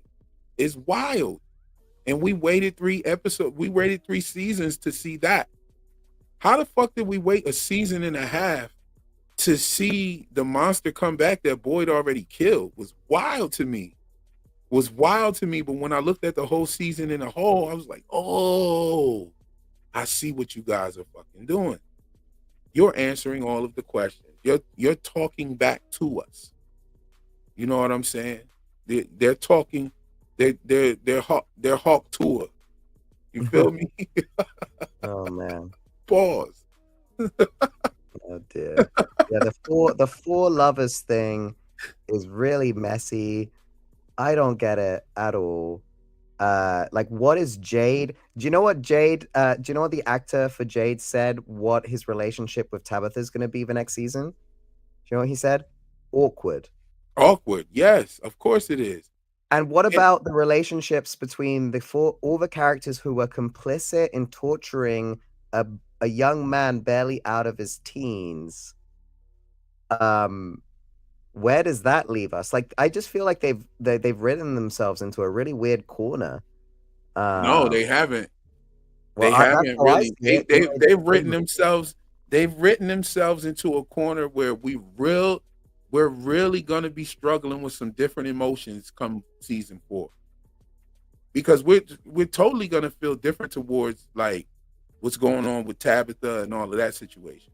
But we're definitely gonna feel different towards the whole Boyd and them like torturing this young guy. You know what I mean? Which was fucking crazy. Like, why the hell? One of my last lives, Glue Guns and Roses came through, and she was talking about how, and she pointed it out. She said none of them knew what Elgin had done. They only knew that he knew where she was. So they tortured him for that alone. They didn't torture him because he drug her by her foot down the steps and shit and drug her into a room and locked her up, because they didn't even know he did that shit. You feel me? So, like, yeah, they're all complicit. The only person that is not complicit is Acosta, who I think is going to spill the beans about what Boyd did. So while she's spilling the beans, I think Jade and Tabitha are gonna get back to town with the intentions on telling everybody what's going on, and they're gonna find out that Jim is dead, and that's gonna stop them in their tracks. And it's gonna be several episodes before they tell everybody what the fuck is going on. Oh yeah, there's gonna be like a revolt. They're gonna be like, get Boyd, get Donna. That our leadership is wrong. We need new leadership. Randall's gonna pitch himself as a new leader, most likely. He's already setting himself up as being like, the show is setting him up to be Boyd's rival. And here we are with the torture shit. I'm gonna say this, right? They went overboard with that. I agree that they definitely went overboard with that. However, I think that there's gonna be a lot of people that's gonna side with that shit because they love Fatima. Like they're gonna be like, no, but I understand. Like, I think there's gonna be a chance for like everybody's gonna spit their piece about that shit. You know what I mean? I don't think Acosta would shy away from telling everybody that they did it to get the information. I don't think she'll do it dirty like that. That would be dirty. Like if she goes and tries to like sow the seeds of distrust for Boyd and doesn't mention that what he did was to get the information about where Fatima was and it worked, and then Yeah. he wasn't actually the one to like pull dude's eye out. I think it's gonna it's definitely gonna weigh on if he's dead or alive. In which I think he's dead. I don't think you can survive somebody, stabbing you straight through your brain and pulling your eyeball out. I don't know. But I mean, You know, they when they filmed it, they had a fake eye for a bit, and then they chose not to, that was like dangling out. do And you then think he's alive? Do you think he comes back season 4? Oh, he's definitely alive. The actor's confirmed he's alive. Everyone's confirmed he's alive. From did a whole uh uh post where they said goodbye to a bunch of characters on Instagram. If you go to Instagram now, Real, you may find it interesting, the most recent post that From did, because you were talking about mirrors and reflections. There's a very big clue there that you might find interesting. Oh, okay. Definitely gonna check it out. You said their Instagram, From's Yeah, if you go Instagram. to From MGM's Instagram. Yo, shout out to Saggy Star for the super chat. Thanks for your generosity. And the sister says, I mean, just I what agree with her. relationship did she have with Christopher? They never said that or showed that. And we Now, never even hear Christopher's voice, which I think is. I'll tell you. Can I say something we real? hear his voice one time. No. What, Christopher's voice? We've heard Christopher's voice. Yeah, when he said everything lies here. Oh yes, we do, don't we? Okay, never mind then. But Yeah, yeah, they never show any relationship or any of that. right. So they So never show any relationship. So here's the thing: either he was her side piece, which now I kind of doubt, because think about it, right? Jade wasn't her side piece, and no. he was just a dude that was reincarnated like Jade was. And I'm gonna be honest. I get a little bit of a gay vibe from Jade, to be honest. Oh, word. Yeah. Well, he said he used to play dress up when he was a young kid. I don't know if he used to dress up as a woman or what, but Well, that doesn't necessarily that doesn't point to, necessarily yeah. mean you're gay. But that's the only thing that I could see. It was the relationship with Toby actually that I thought there might be something more to it. And I think the actors like spoken about it in an interview before, something like that. Oh, wow. So, but I think it's possible. It's possible. But yeah, there's nothing about this. It comes out of left field. Yeah, Christopher was my previous reincarnation of Jade. It's so messy. It doesn't work for me. It doesn't work for me at all. I'm not loving it. I'm not loving it.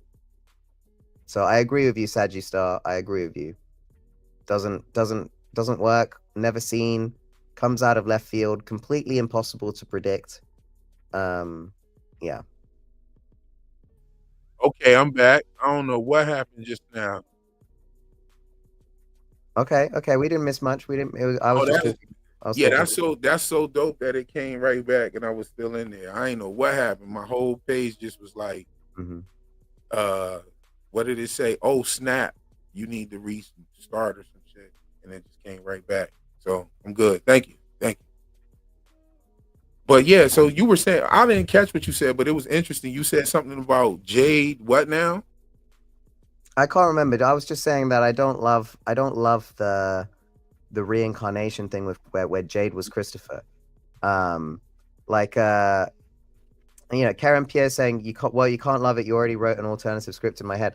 Yeah, I get that, but I'm critiquing it as I would any other story at this point. Like I don't actually mind that what we saw at the finale, none of it was anything I'd predicted. What I'm annoyed or upset isn't the right word. What I'm criticizing here is that what we got in the end was very poorly presented. It's like information arrives in the people's heads and then they say it out loud. that classic telling instead of showing. You know, it's like writing 101, and John Griffin is a very experienced writer, so I'm totally confused by that. And then I just think that reincarnation is super messy, wasn't foreshadowed at all. The word Ankui, meaning remember, and not being recognizable as to any language in the world, also very messy and confusing.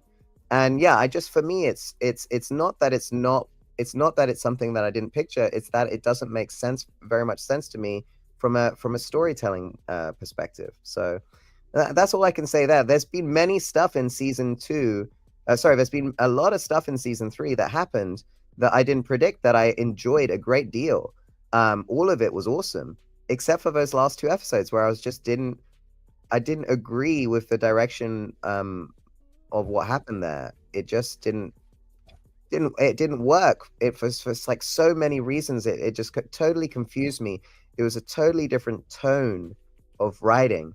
And that's it. You know, I'm confused by those last 2 episodes, and I'm just being honest about it with everyone. You know, if season 4 rolls around, there's no old ending, then of course I'll accept it and I'll reintegrate my theory. But at the moment, I'm just like, I can't believe those are the last 2 episodes, and that's how they decided to present it to us. Yo, confusing. Terrence, we have to do an intervention right now. There's no alternate ending. There is no alternate ending. There is, and yo, give me till Christmas. Give me till it's all Christmas. good. It's all Give me good. till Christmas. Let the alternate ending go. It's not there. No, man, it's gonna be fun to keep it going for a while. But I will accept. I will accept that my theorizing from now on, until an old ending is confirmed, must just assume that what we saw is real. So from that, you're right in that I should stop referencing it when I'm theorizing, because we have to take it as canon at this point. Until we're told it's not real, we have to assume it's real. So that's fine. But it's but not there. The alternate ending is not there. Like you got John Griffin and them laughing right now at you every time you say that shit. Look, man, they're like, this guy thinks it's an alternate ending. Dude, you know, here's like, the problem, they're man. really I like have watched every interview with the actors in the lead up to season 3 and during season 3 and even now after season 3. I've watched every single one, and they dropped so many hints for the finale that did not materialize. So many. Yeah. Yo, okay, so that's what I wanted to say earlier. I think it's a lot of lying going on when it comes to what they say in these interviews, bro. Like, they lied to that dude when they told him, yeah, we just came up with your yellow suit on the spot. You know? And so then he gets in the interview and he says, man, they came up with the yellow suit on the spot. They had a tailor out there. He made the yellow suit and everything, like, right when I got there. Like, so motherfuckers is lying. Donna sat up there and said that she puts her hands in her pockets because that's something that she came up with for the character. That's bullshit. Because why are you like, come on, yo, she's directed to put her hands in her pockets. So all I can say, man, is let's not theory shame here. I have a theory. There's an all ending. I think there's a 20% chance at this point. I think that there's 3 or 4 times between now and next year that we might see it if it existed, but it will become less likely every milestone that is passed. So it will go from 20% to like 10% past for New Year, and then past April Fools, it'll be like 5%. Past Thanksgiving next year, it's basically 1%. And when season 4, episode 1 drops, it's 0%. All So City that's Big Heck says, I want Terrence to interview John Griffin. I'd pay to watch that. Oh, I'd love to interview John Griffin, but he is an enigma and he has not responded to. And to be fair, I haven't tried to message John Griffin since like 2 years ago. But like he said in I opened with telling him what my theory was in the message, and then obviously he didn't reply. And he said in an interview that came out just a few days ago that if somebody messages him with a theory, he doesn't respond. Yeah, I saw that. Yeah, you said so you know, I've never spoken with the guy, but you know, I don't want to trash his writing because I literally love everything he's written up until the last 2 episodes of season 3, basically. And so it just confused me that I hated. Well, I guess hate's a strong word, but I really didn't like it. So that's why I'm holding on to to hope. It just a lot of the answers didn't make sense to me. A lot of what the actors have said in interviews doesn't make sense to me. I've listened very closely to what they've said. They've hinted things very, very obviously and directly that didn't happen. They kept on using phrases like bang, explosive, boom. They're dropping fireworks emojis and dynamite emojis on their Instagrams. You've got Kenny in literally like episode 1 or 2 gathering explosives, basically Molotov cocktails, ready for a big, they're basically setting up them using them in a battle with the monsters, and then we get nothing comes of it. They want to trap a monster in the coach, and then nothing comes of it. Surely it would make more sense that to rescue Fatima, they try and capture a monster. They take the fight to the monsters instead of torturing one of their own. That would be a more heroic ending, and it's foreshadowed the whole way through. So look, I'm sorry. I'm sure it's annoying for everyone who's accepted that there's no alt ending or just thinks it's super unlikely. But I look, I'm a theorist. I'm on here. I have a theory about this alt ending thing. I've watched too many interviews with the actors where they've hinted at things. This is a different theory, though, Taryn. You got to admit that your theory is that after the end of the season, it's not totally the end of the season yet. That there's an action. That's a pretty wild theory. I think that it's valid. Unlikely.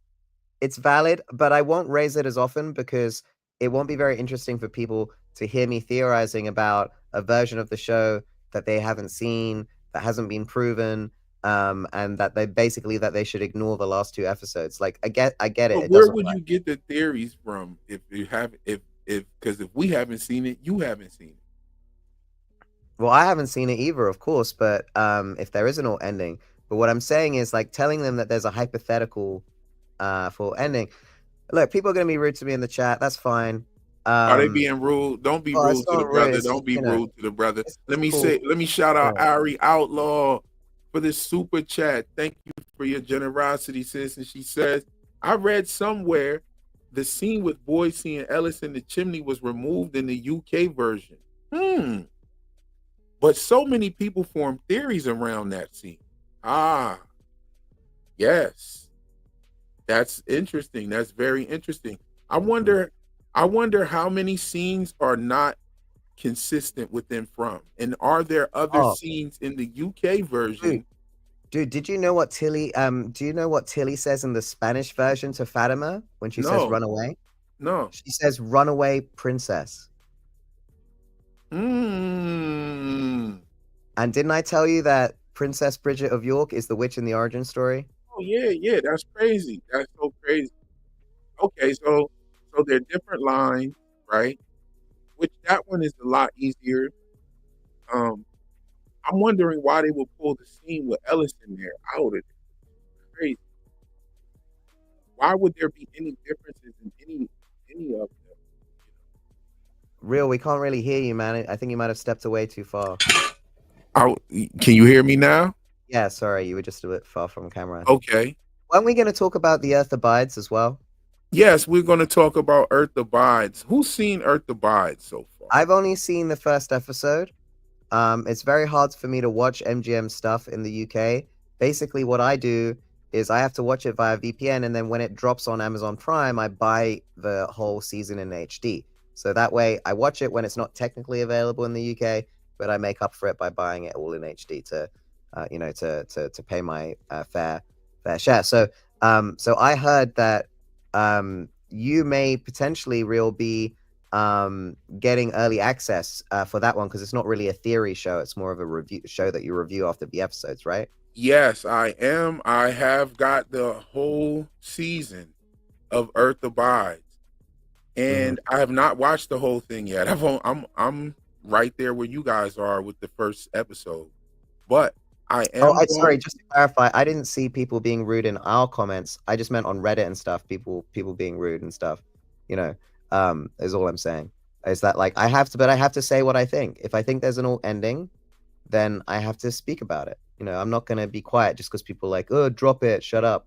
Yo, Like, I'm Earth sorry. abides, but Talk yeah, about it. oh yeah, don't worry about that. It's all good. Like we all love here. You know what I'm saying? If it's not disrespectful, it's accepted. Like as long as it's Telling someone their theory isn't a theory isn't very polite, in my opinion. Is all I'm okay. saying. That I would say that's not particularly polite to say someone's theory isn't a Oh, theory. they be in here jumping on me all the time, and I don't mind it. Let them You jump on can you. As criticize it, long but as just they don't say no disrespectful shit, then we yeah. cool. Because like, I'm from that era where we get real spicy with the debates and shit like that. But as Mhm. long as it ain't disrespectful, like you motherfucking stupid ass dummy, like No, why, like all that type of like shit yeah, right there, yeah, you get clipped, you get banned, all that type of shit. yeah. But Or so I think someone earlier said that it was cringe. I don't think that's a very nice way to speak to people, is all I'm saying. mm. 'Cause I think it's legitimate to think there's an alt ending. And if you guys had seen all the interviews that I've seen, I think you might have a slightly different perspective on this. I really do think that So give me so let's leave it here. mhm. Where are you percentage wise with the alternate ending? 20%. 20%. Yeah. Okay, so you went from 10 to 20. I'm at 20% now. Okay. And I think after Christmas I'll be 10%. And then sorry guys, I guess I'm a bit sensitive today because someone sent me a suicide thing on Reddit again, and it just like gets to me a little bit. So I Man, guess I'm fuck I'm them super people. sensitive today. But yeah, it's what can I say? I think that there's a chance, guys. I really do. The way you have to watch the way the actors are talking about the ending. It's super uh they mock it, guys. They mock it. They're mocking it. I don't know. It's like they know that they improvised an alt ending that they never thought would see the light of day. And then suddenly it's been made canon and they're confused by it and they're laughing at it. I don't know. It's like I Yo, don't if know. that shit happens, Sorry, man. if they come out with like if the episode like if they flip the first episode of season 4 is them flipping what they did or some in some kind of way, that would be crazy as hell. Uh, Mm. and and I would be the first to be like, damn, like they did have an alternate ending. Now, as far as alternate endings are concerned, I do think that some of the things may not be true that the revelations were. And here's my reasoning for that. Everything that we learned was just like this character saying, oh, like Victor, he's in the basement of the church and he's like, yes, Jasper was sitting there and Christopher was screaming at him and oh, no, it wasn't Jasper. It was the boy in white. Oh my goodness. It was the boy in white. And he said that he had to go and save the children from the tower. And, Christopher didn't want to do it. So I went and told my mom. And it was just like, come on, yo. Like, is that how we're learning that? Like, and then they had the boy in white, he had his back to us. You know what I mean? And he does the hand gesture. You know what I'm saying? I thought that was interesting. But, you know, I just didn't like that. And then the Fatima reveal of what the monsters are. She's like, I saw what those things are. Those Oh things, man, that's just the worst way to deliver that those things that information, come man. out at night, they are they're people who sacrifice their children to live forever. And that's how we learn that. And I just think Yeah, that the way that we learn that's those telling, things, man. and That's it telling. was real crazy. Like the same Yeah. thing with Tabitha and Jade. It's like, oh, and Cooey. Oh my goodness. Now I remember. This was my child and we did this. Come on, yo. Like the way they gave us the information was fucked up. And that's what's so unsettling about it. I think that the information could have been conveyed in a different way, even the lead ups to that information. For instance, if Fatima would have been receiving some sort of messages from the baby and the baby was talking, if we could hear some of these voices that are speaking to Sarah, if we could at Yeah, least hear something, that would have been a good hear a cool. bunch of different Yeah, whispers and shit like that. that's a good idea. If we heard a new voice, you Right. know, You see what I'm saying? why does Fatima learn that information Why specifically when specifically? she gives birth to Smiley and she learns that they were? Why does that information reach her? You know, it's like logically Why does speaking. that reach her at the same Logically time speaking. that Jade and Tabitha realize it? Yeah, And then yeah. so she didn't say that the kimono lady told her this information, because then even when would the kimono lady have done that? Because she came over there when Fatima was cutting herself and she Yeah. stopped her and told her the baby's coming, To and her then the water throat. broke. Yeah. So She when put did it she? to her So she throat. wouldn't have told her, but she never said that she told her. She said that she saw it. And for me, it's Yeah. like, what the fuck does that even mean? Like, you saw it. Yeah. So what Yeah. did you see? Did you see did you see these slow walkers back when they were there in their time? Because then what were they dressed like? And what did they look like? Because they obviously had to be there way before clothes even look like the clothes that they're wearing. So what did you see? And what did she see? A man standing there telling her the story of the slow walkers, or what? I'm just saying there's better ways of displaying, of giving us that information. And the way that we got this information was just like, remember. And then they remember. Yeah, I And mean, and why which have is the kids set up somebody need to puzzles? be, and somebody needs to be saying Ankui to Victor, because he If can't these remember kids, shit. if these kids need help, why are they setting a weird number puzzle in a tree, writing numbers on paper and bottles and putting it in a tree, and then Jade needs to solve it by realizing their musical notes, even though that's not how you would write musical notes down. You wouldn't do some sort of code, right? And then he plays the music and he only knows what the melody is because he remembers it, right? So no one could have solved this mystery. So they send us on a wild goose chase, just like Ankui. They send us on a wild goose chase, trying to find what it means in different languages. There's like 20 different options, and it turns out to be none of them. It turns out Like, to be some made up word, which is crazy yes, as fuck. this is what I'm Okay, saying, so if man. it's This a is made up why. word, if Ankui means remember, then what language is it in?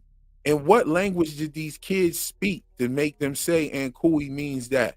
Because you can't even reverse Ankui and get remember. You don't get remember out of that either way. What I believe is that somebody figured that shit out and they changed it. Because it doesn't make any fucking sense. What All right, language are the let me. kids speaking then? The kids got to be speaking a real language, right?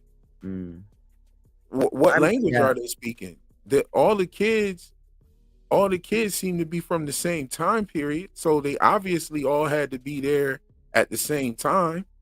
So when was this? Was it obviously has to predate Civil War times, Puritan times, Pilgrim times. It obviously has to predate that stuff. So what language were they fucking speaking? It doesn't make any sense for that shit to be just a made up word, yo. So I'm yeah, sorry. that's what I'm So saying. And I'm why? not saying that there's an alternate ending. What I'm saying is that everything in this place lies in my best Christopher voice. So all those three pieces of information that we learn, that Tabitha and Jade were once lovers in a past life, that they're all reincarnated, that these beings, these monsters traded, maybe all of that's lies. Ooh, wait, ooh. All of that information randomly appears in their head. Vanessa Wicked comes through with a real dope answer. An alien language. What if they're speaking an alien language? But why make Ankui the center of a mystery that they wanted all these theorists to try and figure out? And then the answer is it's a made up alien language. Because they never said that because they never said that that's what they did. They never said that that's what they did, bro. This could be on some Stephen King type shit. Mm. You know what I'm saying? It's I'm just just some saying, man, alien shit. it doesn't work for me as a mystery show that presents itself as a puzzle box that can be solved to present the biggest mystery. What I would say the Ankui mystery, Wasn't right? there a word in the not to cut you off, but wasn't there a word in the Dreamcatcher book that there was a made up word that the little boy kept saying, and then the aliens told him that he was one of them? There was a made up word, and it was the I dream. don't know. If anybody knows, let me know down there. I don't know, but I'm sure it's something like that. In the Could it be like Dreamcatcher, red rum? Do you think like the word red rum? nah, red rum is you could flip that backwards into murder. What if Ankui does the same?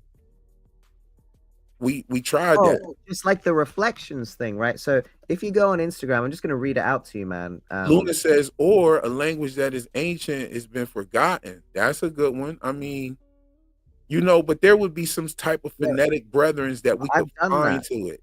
I Yeah, checked all that stuff, man. yeah, there would. Yeah, if all. there was a language that was forgotten, the phonetics would like I've looked into pop up Canaanite somewhere language, else. Yeah, Aetok language, Mi'kmaq language, Inuit language.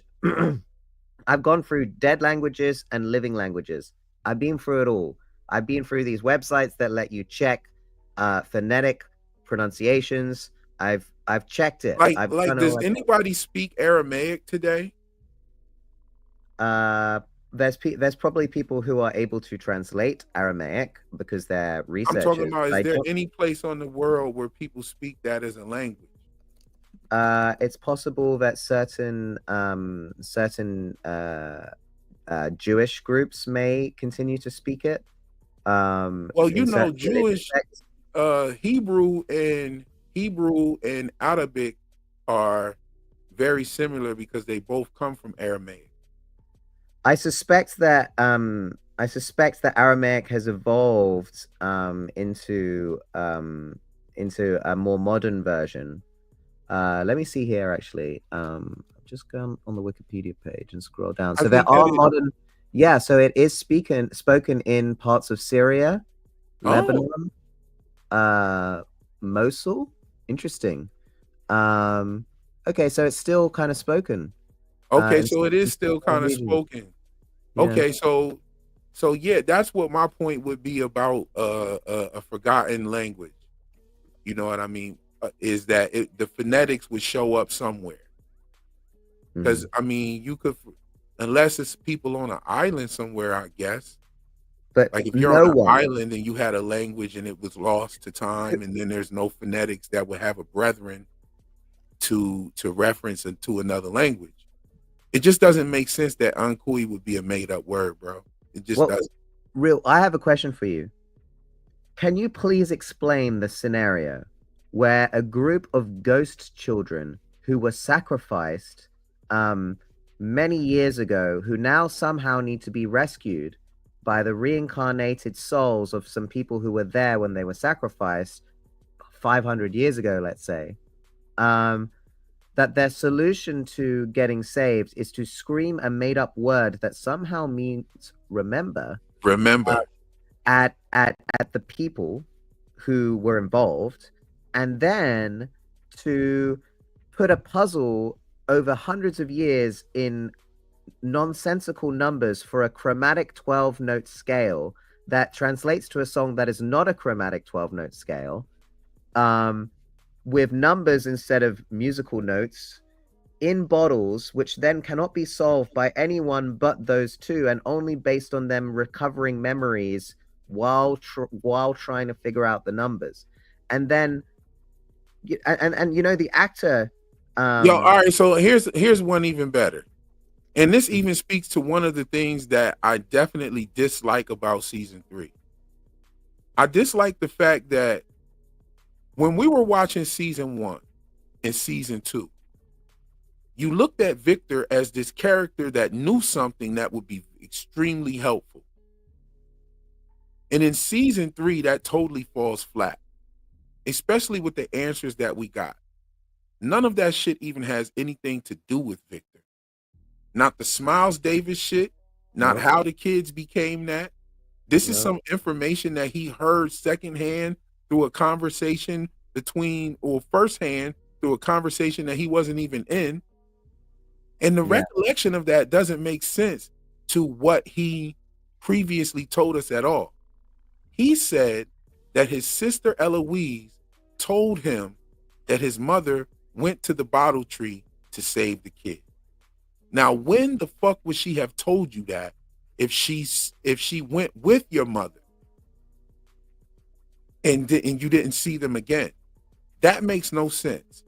Then you reveal later that it wasn't Eloise who told you where your mom went. It was the boy in white who you heard information from that you took to your mother. That makes no sense. Because how Yeah, he said Eloise told me that my mom Yeah. went to the bottle tree to find the kids. Yeah, to in the save the tower. children. But Right. he's the one who had that information. Right. So why would Yeah. he even say that? Why would he add somebody that literally was somewhere hiding? Because he said that Eloise was out hiding. He was looking for her. She was a good hider.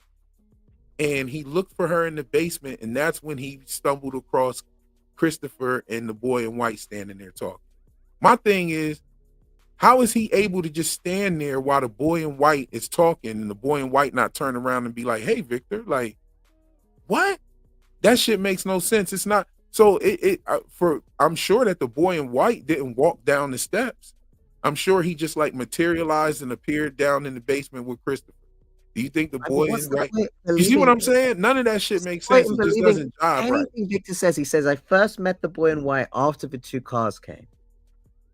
And then everybody died. So unless that scene with Christopher happened between the two cars coming and the massacre, it couldn't have because Christopher was one of the two cars. And here's the other thing. Yes, he did say that. He told Jade that.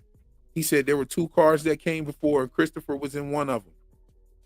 And he did not indicate that him and his family was in. He indicated that he was there before the two cars got there. He even indicates this to Julius in the second episode. I don't know about that, man. Does anyone else remember them saying that Christopher was in the car? Because that doesn't sound right to me. No, he did say that. He did say that. He said that Christopher came in one of the two cars. Okay, Christopher's used 30 times. Let's see. Just look up two cars. Yeah, that's better. Sorry, two cars. Yeah, that's better. There's 12 instances. There were two cars, never seen that before. That hasn't happened in a long time. It's special. You're from one of the two cars. That hasn't happened in a long time. I saw him. The first time I saw him was right before the two cars came. Not your two cars, the first two cars. When was that? Oh, it's been a while. I wasn't much older than you when they came. Okay, next. So wait. Stop right there. That indicates that he was there before the two cars came. Yes, absolutely. Okay, so Victor was there before that the right two cars. there. That's proof that what I'm saying is right about Victor being there before the two cars got there. So yeah, I agree with that. I haven't disagreed with that. So carry on. You're one of the guys from the two cars, huh? No, that's nothing. They told me those two cars are coming and to stand out near the edge of town and I would see. They said it happened before, that two cars came on the same day and everyone died. They said it was because of the people in the cars, but if I did what they said, that we'd be safe, that we'd get to go home. Okay. On my first night down by the pantry, you said that two cars hadn't come to town on the same day for a really long time and that was special. Why? You've been here the longest out of anyone. Do you know what this place is? Seriously, man, I don't know why you keep staring at that thing. I'm sorry. Hold on. This page, there's two pages stuck together. Victor. Oh, so it's jumped to a new scene now. Okay, so that doesn't tell us anything either. They told me that there would be two cars, and they said that if I didn't do what they said, then what? Okay. You're from one of those two cars. What do you think it means? Please don't. Okay, I'm sorry, but that hasn't brought up the scene where they discuss Christopher. For some reason. Yeah, so sorry, man. That didn't have anything to do with Christopher in any of those ones. Okay, well let me just go pick up the episode where he said it. Yeah, that's fine. He said it to Jade when they were outside. Christopher's Incel Book of Crazy, which I think is a reference to Girolamo Savonarola. So when Christopher started seeing the symbol, things changed. He changed. Everyone died. Who was Christopher? Christopher was our friend. He was nice, but then he started seeing the symbol, and then he started getting scary. I don't want to do this anymore. Oh, we did hear Christopher doing Jasper's voice. Christopher in a high voice. Hello, Victor. His name was Jasper. I left him. I just fucking left. Oh my God, Boyd. I don't think Christopher was in one of the cars, man. I'm sorry. I just don't think it's correct. I'm finding it. It's in the conversation with Jade and Victor at the in the car graveyard. Was that episode 8, season 2?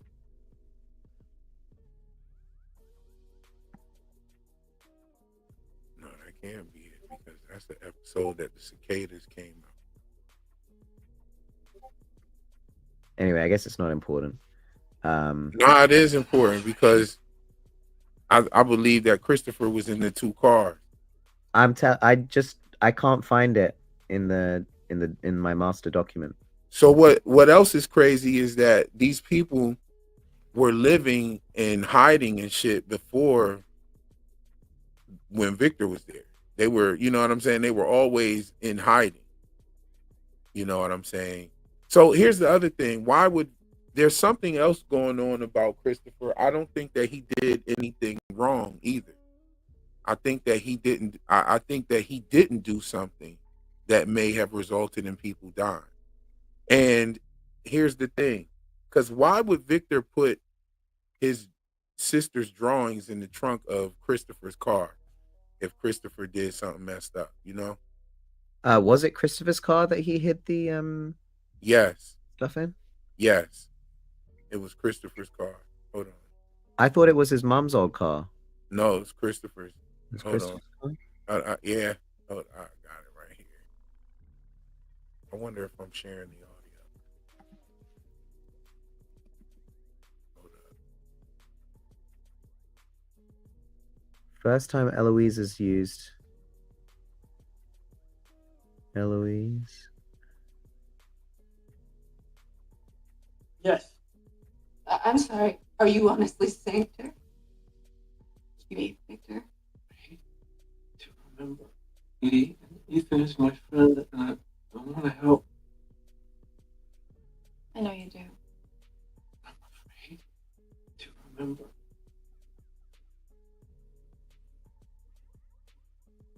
I know, but I need you to be brave, Victor. That's what my mom's. Am I sharing? I'm not even sharing, yo. Hold I on. can hear it, but I can't see it. Right through here. I saw you less than 2 hours ago. When the fuck were you planning to tell me about it? I'm telling you now. No, I walked in on you and caught you. It's not the same. I needed time. I just didn't want to jump into conclusions. And since when am I just any?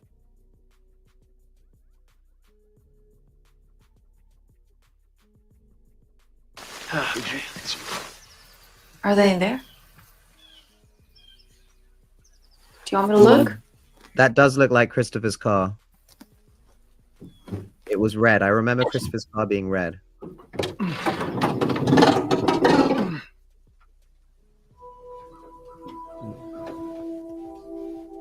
Victor, I need you to be brave.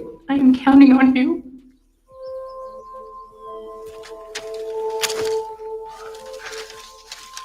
Debbie, for your benefit, special is used 22 times. No, please. Hey, it's okay. Victor, what's wrong? What's wrong? No matter what happens, you cannot leave.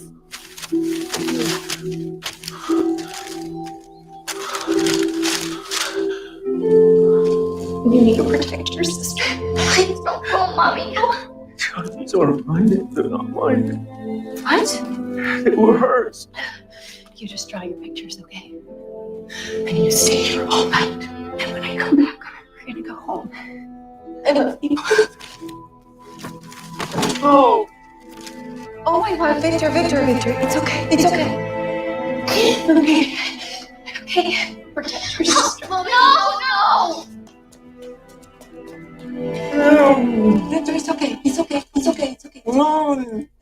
Okay. How many okays are there in that scene? It's okay. It's okay. It's okay. Yeah. Why don't they ever say like I'm fine? Why do they always say I'm okay? They never say It'll be all right. It'll be all right. yeah, it's gonna be all right. No, it's Don't okay. It's worry about okay. it. Calm Yeah. down. Actually, they say calm down a lot as well, believe it or not. hmm Yeah, but yeah. So I I I I have to find it. I know that Victor does say that is Christopher's car because his mother's car was a station wagon. He was sitting up on top.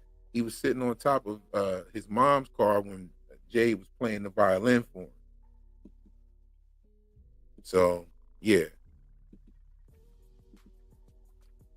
Luna Cascade. I'm gonna be honest with you. I From does not really copyright strike the YouTube creators. They've been very lenient with letting us create videos using long clips of footage. I even seen there's a page with all the episodes. There's a YouTube page with all the episodes up on it. Like it's that crazy. They have not even like strike me. They struck me one time, and that was when I uploaded the video about when I created a video about them using that Kelly voiceover, Kelly's soundbite.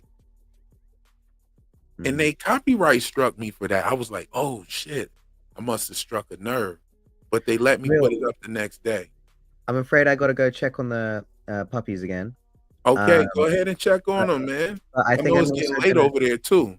yeah, I'm gonna call it a night because it's quite late. But thanks for having me back on. I'll try not to bring up the alt ending theory too much more going forward, and I will just Bring it up as much as you want, man. We love that theory. We laugh at it, but we still fuck with you. for the It don't sake of matter.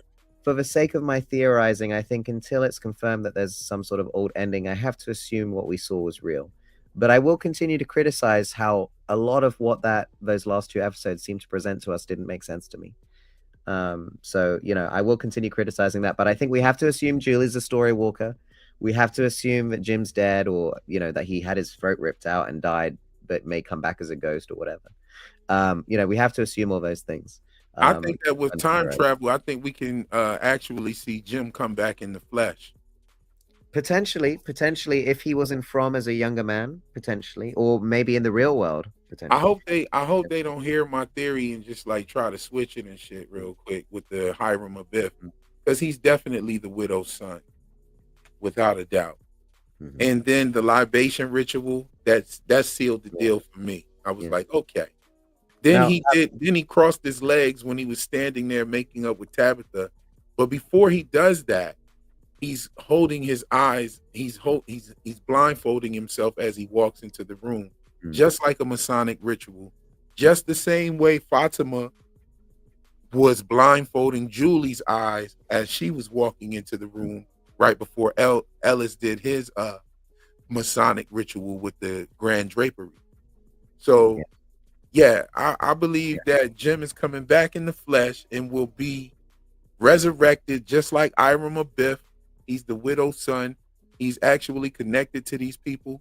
And this is the answer to your question on why Tabitha's parents found Jim pleasing to be with their daughter. That's why they liked him, because he's connected as well. Anyway, Real, I just want to leave you one more thing before I go, which is, remember, so Real brought up the Tuck thing. What was it called? Tuck Everlasting. Tuck Everlasting. So as a consequence, I looked up the word tuck. The word tuck is used 3 times on the show. The first is when they say, and unless there's an MRI machine tucked around somewhere, there's no way to really know what's going on. So that's the first time they use tuck. The second time they say, help your mom get everybody secured, tucked away. Okay, that's the second time. And then they use a similar phrase, help your mom get everybody secured, tucked away, in a later episode as well. So I found that was interesting. And I said, well, what if it's connected to Friar Tuck and Robin Hood? Because I noticed that Rob is one of the names that's used multiple times in the Board of America. And what's really interesting about Friar Tuck is that he's one of the merry men, And Friar Tuck is also part of May celebrations from England.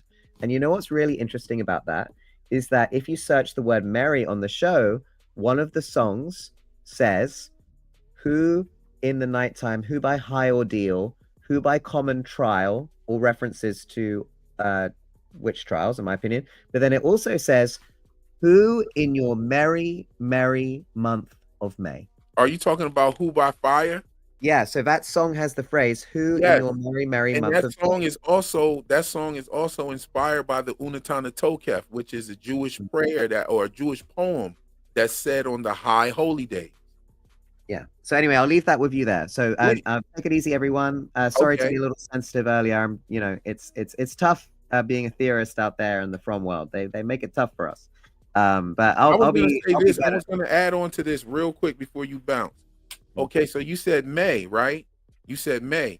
Okay, so May Tuck is the character who owns the music box in Tuck Everlasting. Her name is Oh, May. very cool. Very Yeah. cool. Well, so you should look into that, man. Look through the scripts, do a bit of word searching, see what you can find. Bye, everyone. Take it easy. I'll keep listening while I'm doing my stuff. But I'm out now. Goodbye. That's great to leave us off with that. Peace, peace. And that was the great Taryn Matheru, the great Tarot Taryn. You know what I'm saying? Who actually just blessed us with his presence. You know, even though a lot of us don't agree with the alternate ending theory, it's all good over here. We agree to disagree. We love each other's theories anyways. No theory shaming. Later for that. Later for the theory shaming. We're here to have fun. We're here to, I think it is fun. I think it's funny, most definitely.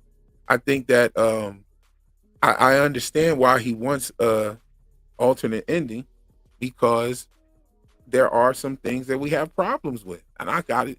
And I mean, you can't not admit that the show had this season had some flaws. Before, we looked at Victor as a character of substance. We looked at Victor as somebody who knew some shit but was trying to remember something that would be very helpful. He remembered nothing.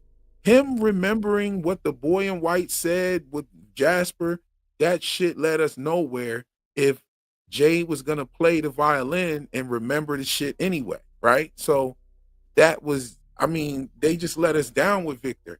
And the revelation of what it actually is, being reincarnation with Jade and Tabitha, makes Victor not really somebody who we can rely on to get any good information about, unless he knows some shit about the man in yellow, unless he knows, oh, I remember that guy, and this is how they trapped the guy, or this is how, or something like that.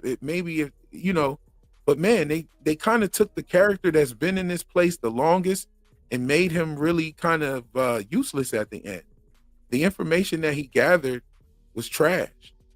We thought that we were going to get the damn thing talking. We thought that it was actually alive. It's haunting Jade in visions. So what the fuck? Like, we thought that we were going to get that. But to find out that the doll is not actually automatically inanimate, that it's inanimate on its own, and it just sat there, that was disappointing. I thought we were going to get something better than that. But I digress. I just want to go ahead and lean on into my reasoning again for giving you guys that disclaimer earlier.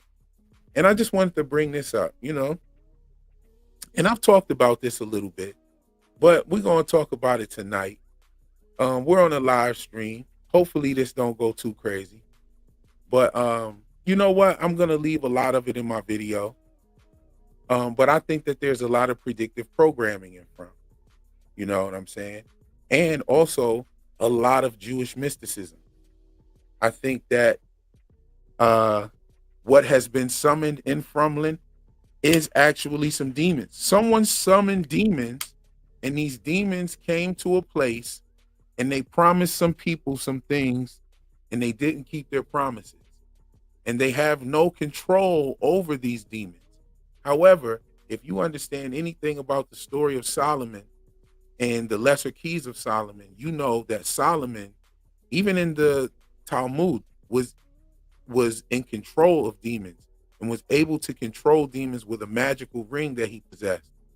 And he also was able to summon angels who came to do the bidding and grant him things and helped him sway things in public opinion with people. Some even say that that's how he regained his ring, right? If you know the story of Solomon, um, Solomon was tricked out of his ring by the king of all demons, and they stole the ring and threw it into the water, and it was eaten by a fish.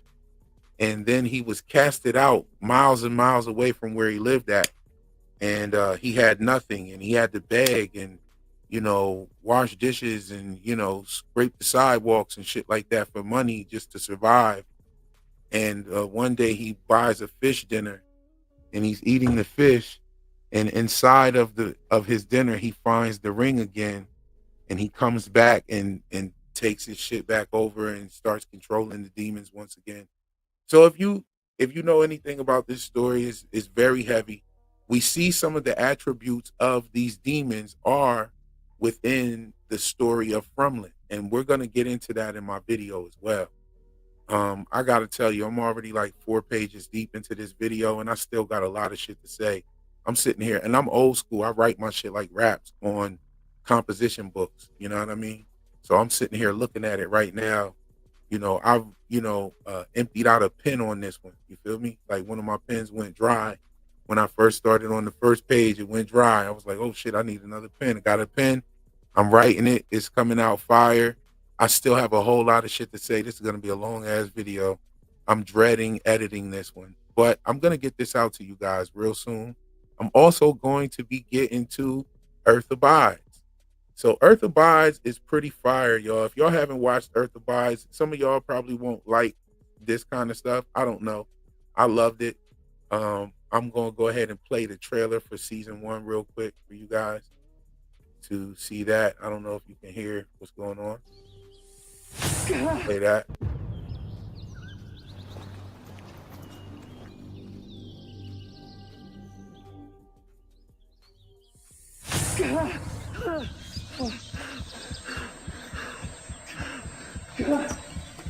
Can you hear me?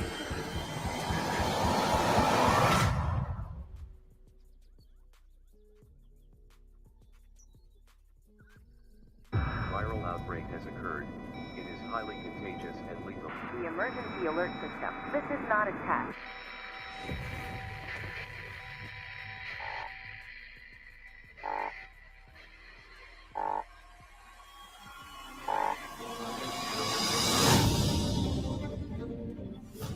No. No, no! Mom? Dad?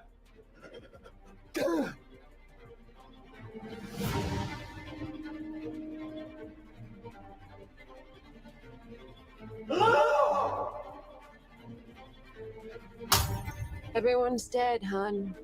There's no one left. Did you sleep through the men naked? So that's a little bit of the trailer right there. I know that y'all probably saw it. They played like Amy just said, they played this after the episode, and I was lost. It didn't realize it was a preview. Yeah, that was crazy because it also added the fact that they threw this trailer on the end of the episode had us thinking that the episode was going to be 72 minutes long, which actually fed Taryn's theory of the alternate ending, which was like totally a mind fuck. When it came on, I was like, oh damn. So this is the alternate ending, huh? Yeah, this is some bullshit. I wasn't happy with it at all. And if y'all go to my live right after the show, yeah, I definitely wasn't happy with it. So, but here, I gotta say this. Let's get back to talking a little bit about From. I am gonna start covering Earth Abides. There's 1 episode already out. You guys could already catch up. I'm gonna do a recap of it. I'm gonna do a funny recap of it. I noticed some things that were like hilarious, but it was a really good episode. I thought it was real good. It had some real highs and some real lows, some very deep symbolism. I want to talk about all of the symbolism. And since I have all of the episodes, I am going to watch all of the episodes and so that I can be ahead of the game with my releases for these videos. And I will not be doing any theory crafting. However, However, I'm going to be giving you that real heavy esoteric breakdown of what you are seeing in each one of these episodes. So my videos will still be educational. They'll still be funny, everything you know, but I'm just not going to do any theories for the simple fact that I am going to watch this entire series. I think that that's how it should be done. If you get the episodes early, if you get them early, then you should not be doing theories because you got the whole shit right there. Like, who's to say that you didn't watch it? You can claim you didn't watch it. Like me, I only watched the first episode, and I know that somebody would be like, "Man, I don't believe that shit." Well, what reason would I have to lie if I'm not doing theories? So that's the thing. But I am going to give you that good educational esoteric breakdown, and this show has a lot of that shit within it. Just from the first episode, I could see the dude picks up a hammer and goes out there, and that's how he ends up getting bit by the snake. There's a whole bit of esoteric symbolism that leads us right into Las Vegas, and then he ends up going to Las Vegas. If you've already seen this episode, then you know exactly what I'm talking about. So go catch up on Earth Abides. It's going to be right here on the Real Enigmas and Theories channel. I am also going to be doing Severance as well. I might be a little late in the game for Silo. I mean, I'm really enjoying Silo. It's only on episode 4 so far, but I'm really enjoying it. I might jump in there with some shit. There's a lot of esoteric symbolism within Silo as well. And now that we have that new character in there, the guy, I think his name is Solo. Now that we have the Solo character in there, hit almost every line, almost everything that this guy is saying is on some esoteric shit. So yeah, I might jump in there with Silo. I know you guys will do that. Let me see. If you get MGM through Amazon, you don't get previews. I saw the trailer through YouTube. Oh, okay. So you haven't seen Severance. Earth Abides is a book. Yes, indeed, it is a book. I am not going to do anything based on the book, though. I'm going to go strictly off of the television show that we're all watching together. And I may read the book for research purposes if I have enough time. But I would love to get to Silo. I'm definitely going to do Severance. Severance has so much shit in it, it's ridiculous. And it's like, if you don't see what Severance is dropping, then man. But Severance is really deep. It's a real big mind boggle. I love the way that they're giving answers out. They're giving answers in a slow drip form, and then they poured it out at the end. Like, they gave us a lot at the end. So I'm ready for season 2. Hopefully I'll get the episodes to that early so I can do the esoteric breakdowns, keep them real nice and keep them real nice and educational, and that vibe coming, that real esoteric, real enigmas and theories type shit, Severance got the goats, exactly. Severance definitely had the goat. You're seeing the goats in a lot of stuff. Teacup had the goats. From had the goats. You're seeing the goats in a lot of things. That's been symbolism for years. You know what I'm saying? Also, the checkerboard floors, the Masonic stuff, that's been in there for years. But now they're getting a lot more crafty with the way that they're inserting esoteric gems. And I love that stuff. Like, especially when you're getting into the sacred geometry and things of that nature. Like, the sacred geometry is fire when you start putting that in the symbolism, and then it actually turns out meaning something. You know what I'm saying? So, Luna Cascade says Earth Abides is a trilogy book series. Already the TV show is different. Okay, that's fire. So maybe I'll check it out, maybe not. But most likely not. I'm going to just stick to the TV show. You know what I mean? So let's get back to talking a little bit about From real quick. I want to talk some From shit with y'all. And I want to talk about y'all girl Donna. You know what I'm saying? Let's bring this map back up. Yeah, this map looks good. This map looks real good. I want to point this out about Reum real quick. Okay, look at the direction of this square here. It's the same direction of this square. As a matter of fact, is you get a better picture of it when you look at this one. It points in the same direction. See what I'm saying? So that okay, so you can impose these two maps on top of each other, and you will get some of the sigils that you see here. Okay, this one pops up. Let me look. Okay, these are demons.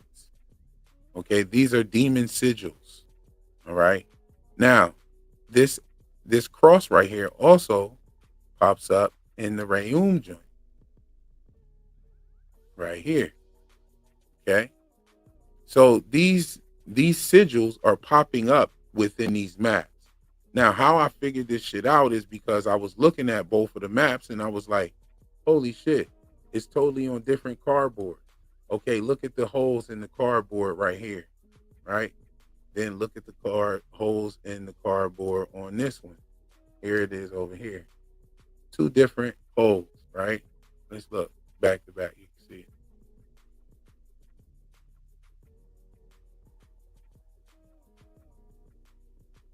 Okay, so these are actually two different pieces of cardboard all together. As a matter of fact, here's another set of holes. We could look at the holes here. And those holes would be right here.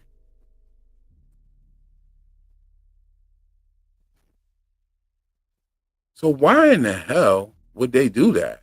Look at that. That's so different. Why in the hell would they do that? Also, look at the markings on this. There's a lot of things that we need to look at with this. Because Boyd says, here, which is a call to attention, right?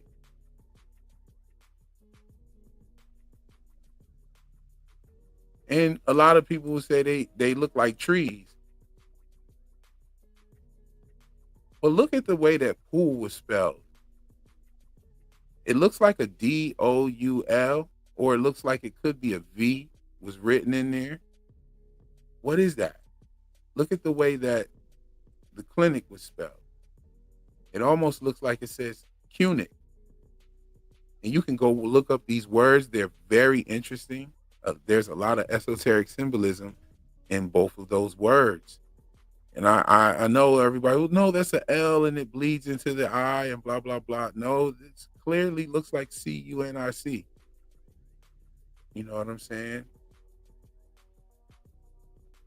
I know y'all miss that esoteric flavor that I be bringing. You know what I mean? Somebody came to me and told me, You were supposed to be here. You. Yo, that shit is so crazy. I thought it was funny as hell that Boyd drops the M-bomb. Like, nigga, you were supposed to be here. Like, that's the highlight of season 3, y'all. That anything that you see wrong with season 3, You were supposed to be here. You and I were figure this out together. That's right. We're supposed to figure this shit out together. Don't forget that shit. Like, I was fucked up when he said that.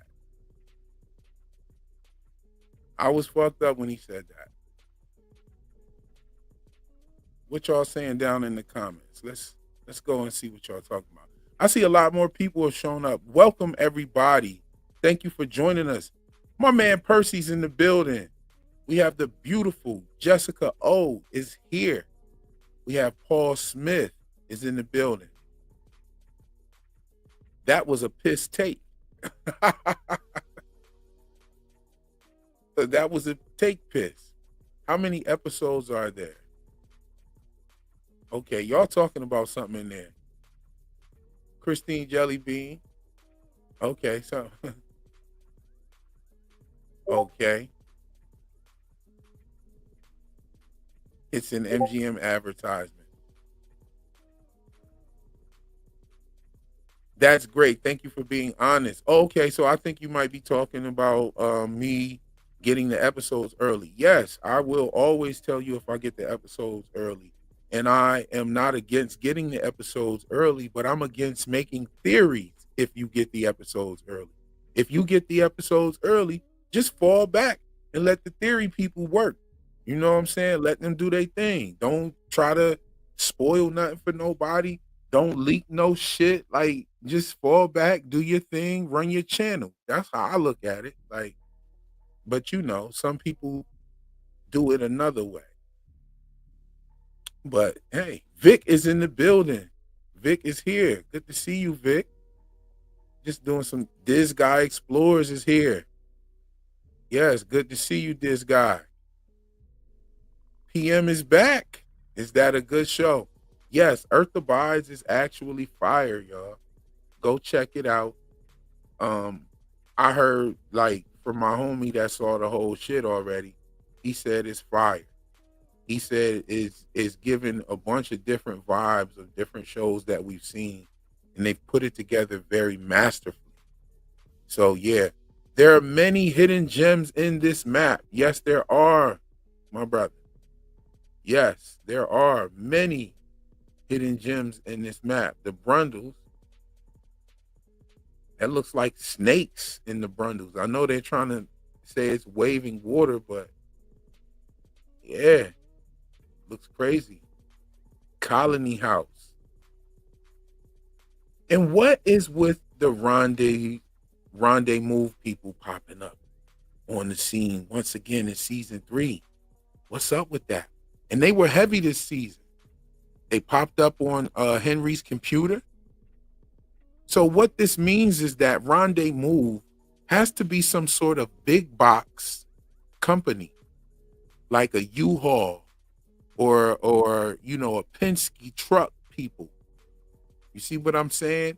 Like, so because Boyd used them for the trailer with his family, Donna's got one of their calendars in her bedroom. And we see a bunch of these rendezvous boxes everywhere. This could have been one of Boyd's boxes from back in the day when his family came into this place. Because we see it's on there. The diner looks like a suitcase. Wow, look at that. Oh, these look like this almost looks like computer chip type shit. Batteries and shit like that. You have a plus sign on the church, which is supposed to be a cross, but it's a plus sign. It doesn't have the dimensions of the cross. You know what I'm saying? There's a lot of hidden gems within this right here. Now, like I said, I discovered this because I was looking at the magic map. But the funny thing is, one is pointing this way, one is pointing that way. And Boyd says here and here, okay? And here is when you're saying, listen to this. It's short for hear ye, hear ye. It's actually short for the words hear him, okay? And so it's calling attention to something. And so what I did was I started imposing them, and I started turning them and rotating one of them while I dropped the opacity just a bit, and it jumped right out at me that some of them actually began to make some of the sigils. And it's not exact replica of the sigil itself. It's not as obvious, but it totally begins to create some of these sigils. Here, okay, so Cain, right? Cain is another deity that comes in the form of a bird as well. And he also dresses like in suits and shit, okay? And all of this is in Jewish mysticism. These are actual demons from Jewish mysticism that are not just in Jewish mysticism, but they're also in ancient Egypt culture. They're also in many different cultures throughout the world. Like, as a matter of fact, Solomon is also in the Quran and is said to have been able to control jinns. Okay. So some of these demons actually represent jinns in the Quran. So this right here is spot on, especially when we're talking about the song Who by Fire being added to the show. Okay. That is directly from the Unatana Tokaf. And then it was recited on the high holy day. So this is very important because Kenny, who sits by the fire at the cabins, he was sitting by the fire. The song is called Who by Fire. Talks about how they write letters to the dead on high holidays, which holiday is a phonetic brethren to the word holy day, right? So high holidays and high holy days. There's a lot of talks about getting high. There's a lot of talks about getting high. There's a lot of talks about drinking tea in this show as well. Hold on, let me pull up all of the tea references, right?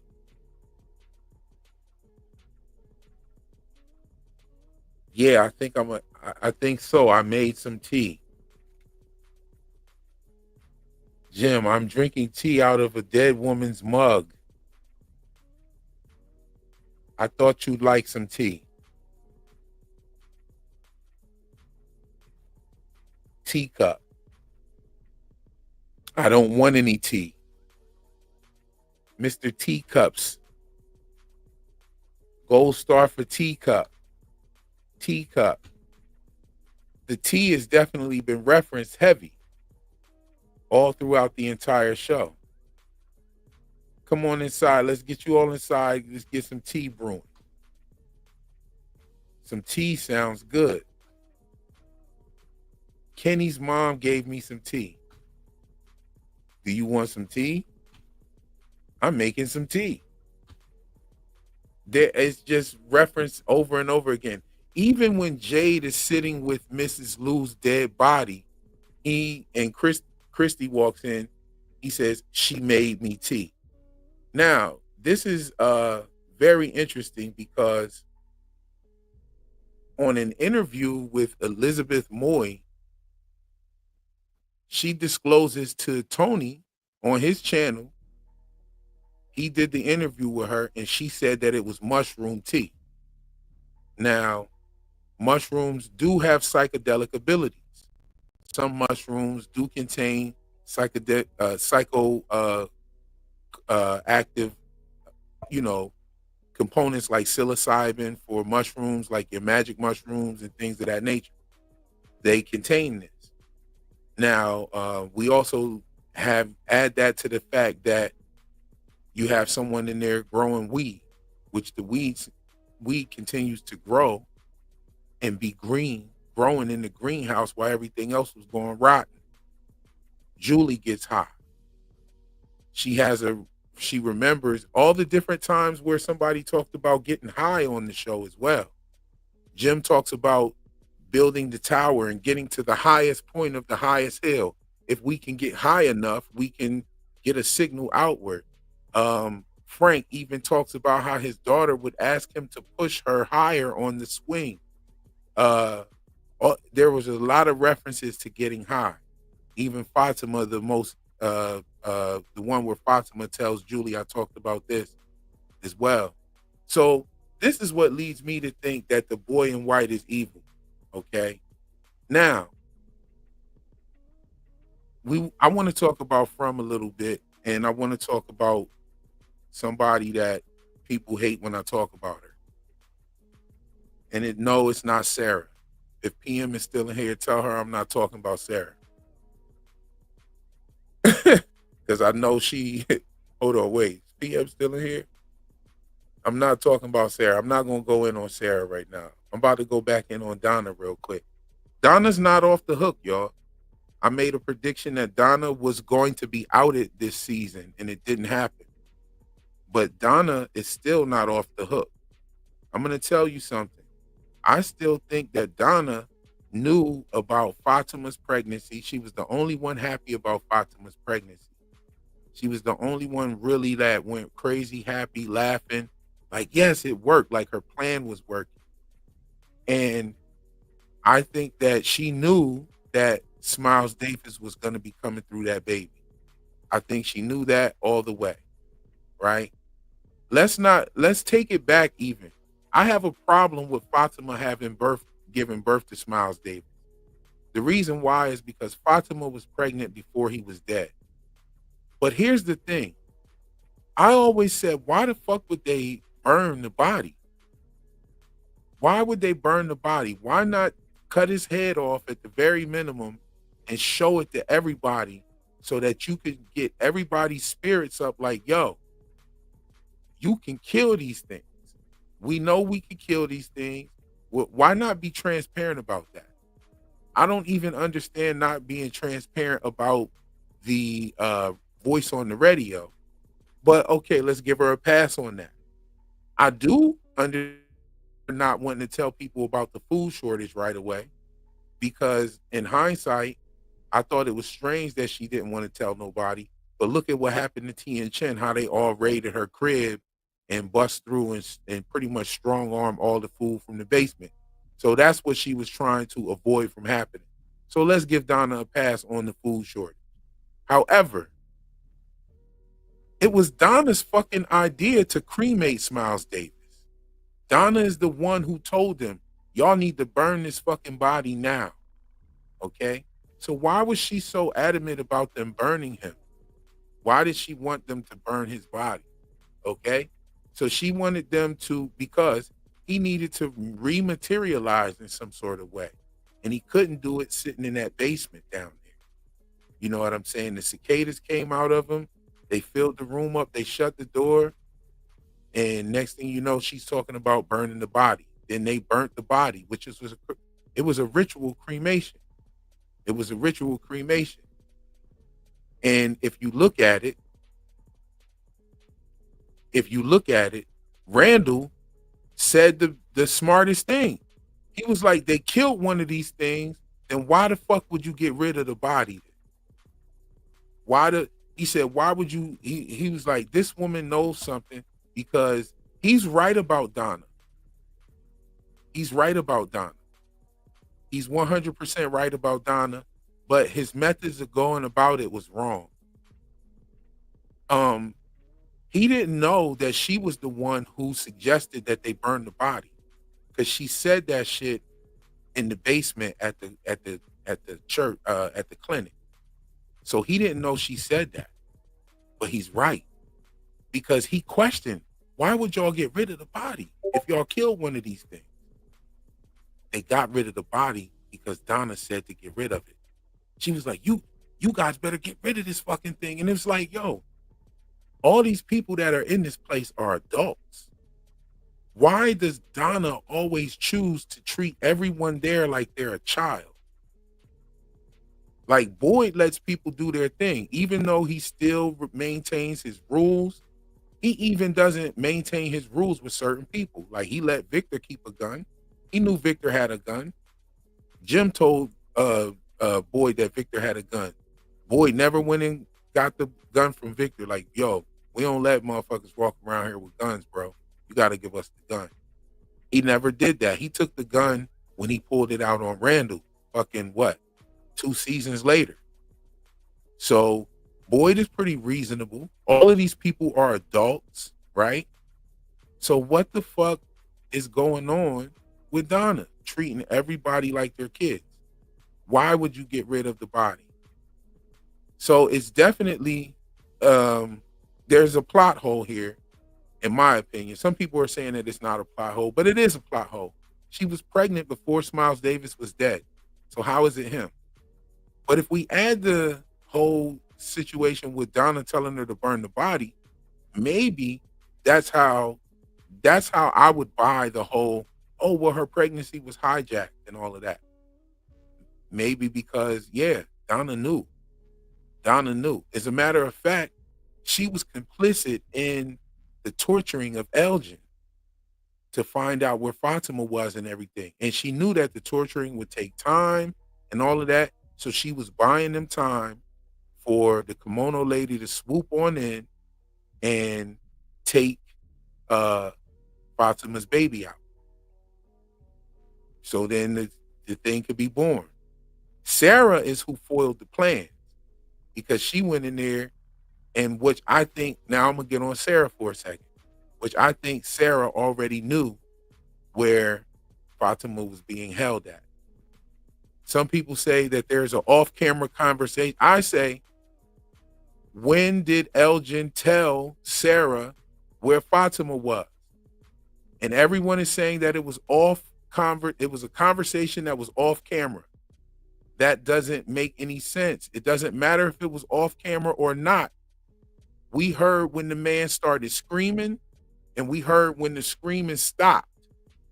And at not one time through any of that did we hear him say, she's in the root cellar. He didn't scream that she was in the root cellar.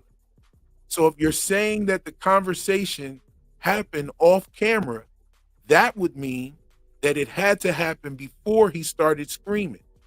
And if he told her where Fatima was before he started screaming, then why would she take his eyeball out? So it doesn't matter if it's off camera or not. Let's say it is off camera. We heard when he started screaming, and we heard when he stopped screaming. And when he stopped screaming, they opened the door. Boyd was already at the top of the steps. So if it was off camera, why did she take his eyeball? Let me look at some of these comments because I'm going in. Hold up.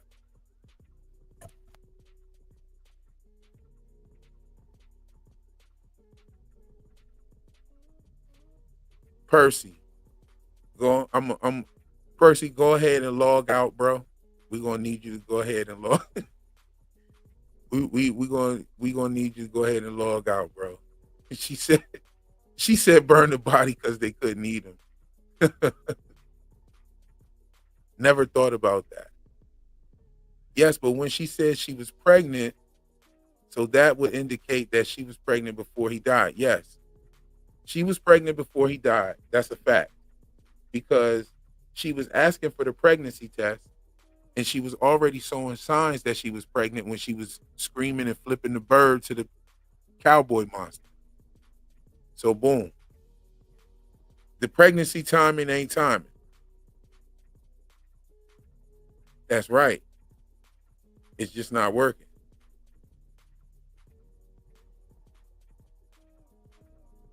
Okay. Donna's knocking the man in yellow off. Nah, Donna and Henry was in Jade's bedroom fucking. I'm sold on that. And then she put her hands in her pocket and disappeared. There's no way around that for me. That's not a theory, that's a fact.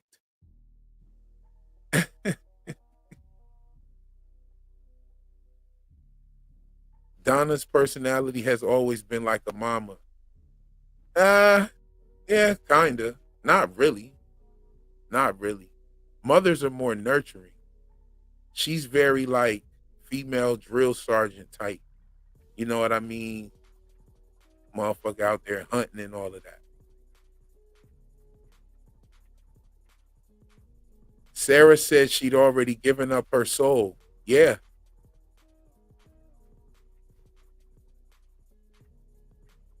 Sarah knew she would take Elgin since she spoke with him at that church. That's why she brought it up. It's a prophecy. And she felt sorry for Elgin. I agree, real. Woo! I'm telling you, she did say she felt sorry for him. She felt sorry for him because she knew she was going to kill him.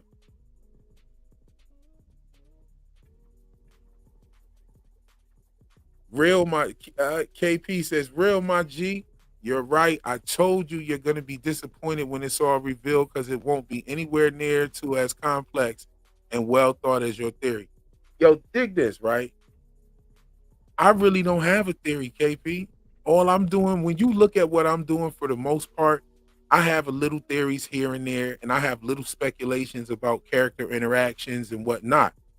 But for the most part, I love just pointing out the hidden symbolism. And if and in this case, as a matter of fact, in this case, my hidden symbolism actually turned out to be more right than any of the theories as far as I'm concerned. Anybody's theories, my hidden symbolism turned out to be more apparent in the actually what played out than what anybody else was talking about, even including people that was making theories having the episodes. That's my opinion. I think that the egg symbolism, the Vesica Pisces, and the sacred geometry, the Wizard of Oz, all of these things pretty much show up more than anything. I mean, yo, the egg symbolism is crazy. I talked about the deviled egg. She lays a deviled egg. I mean, that's crazy in my opinion. I ain't trying. I mean, yeah, I'm trying to toot my own horn real quick because, like, I don't really see a lot of people talking about it. It should be crazy like that, like, you know. But it's not. But it is what it is. Like, wasn't nobody talking about no Vesica Pisces.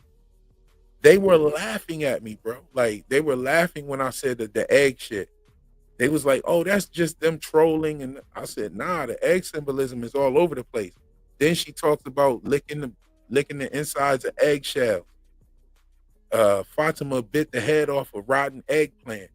She's digging through the rotten compost pile. There's eggshells right there. Like, it was definitely on some shit like that. It was, and then she ends up laying an egg. And there was an egg in the promo file, but the promo photos, but it was real small. Now, some people are saying, well, that's just like an Easter egg. No, that's not an Easter egg. Easter eggs are homages to things that are already established. Like when you look at a Pixar movie and you see the little pizza company that's in every Pixar movie. You know what I'm saying? Even you'll see this pizza truck in every Pixar movie, and then you look at Wall-E and you see a broken down pizza truck there, but it's the same one that's in all of the other Pixar movies and stuff. Those are Easter eggs because it's like established lore. When you look at something like what happened to Miss Lou, first of all, they peeled the woman's skin off. They scooped her insides out. Then they redressed her. Christy and Jade redressed her, and they put her face on an egg plate, on an actual deviled egg plate. That's not an Easter egg. That's called symbolism. It was symbolic of what a deviled egg is, right?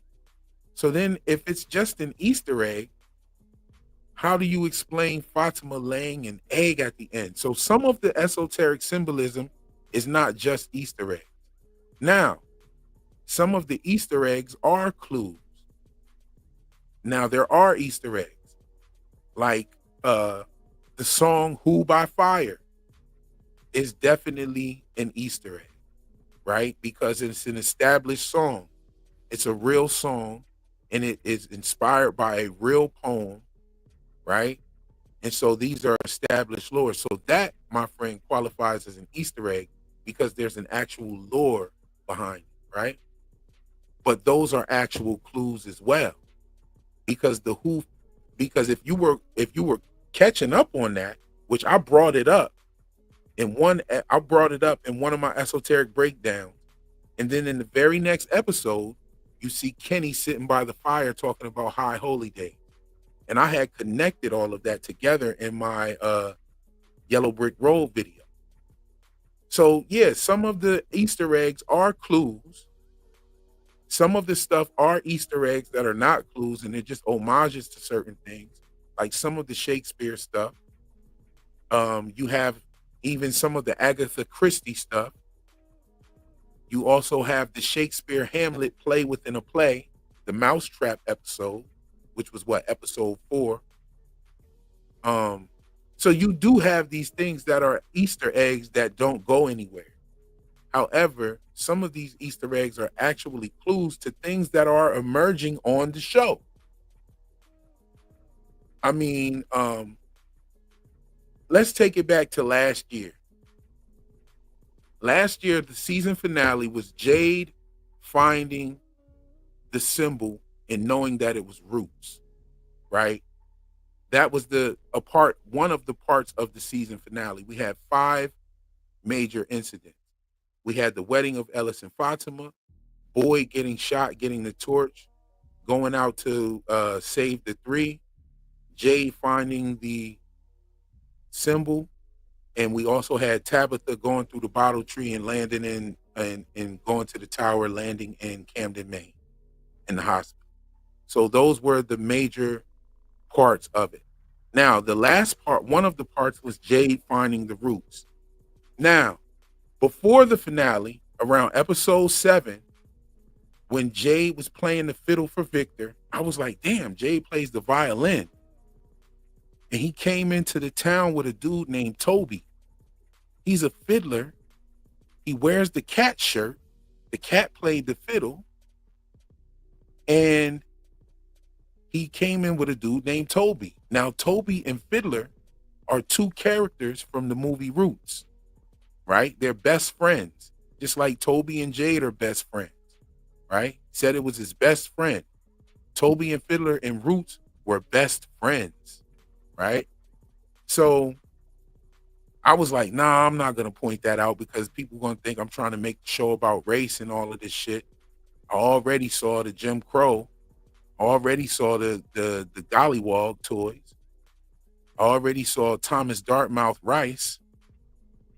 Like, I already saw these things. I'm not going to bring this up. What if I would have brought that up on that episode 7 and then in episode 10, he finds the roots? I would have been able to say, like, damn, I said he found the root. I said that he was connected to the movie Roots and he finds the roots. So that would have been just like how I'm talking about the egg situation. And then she ends up laying an egg. That would have been very similar. So I'm just going to say, like, don't shit on the esoteric symbolism in movies and shows, actually pointing it out to what some of these characters do. I think that most of it in a show like this remains esoteric. However, my brother Taryn Matheru, he thinks that it's more literal to the actual character plot and play out. It's 2 different styles of esoteric symbolism.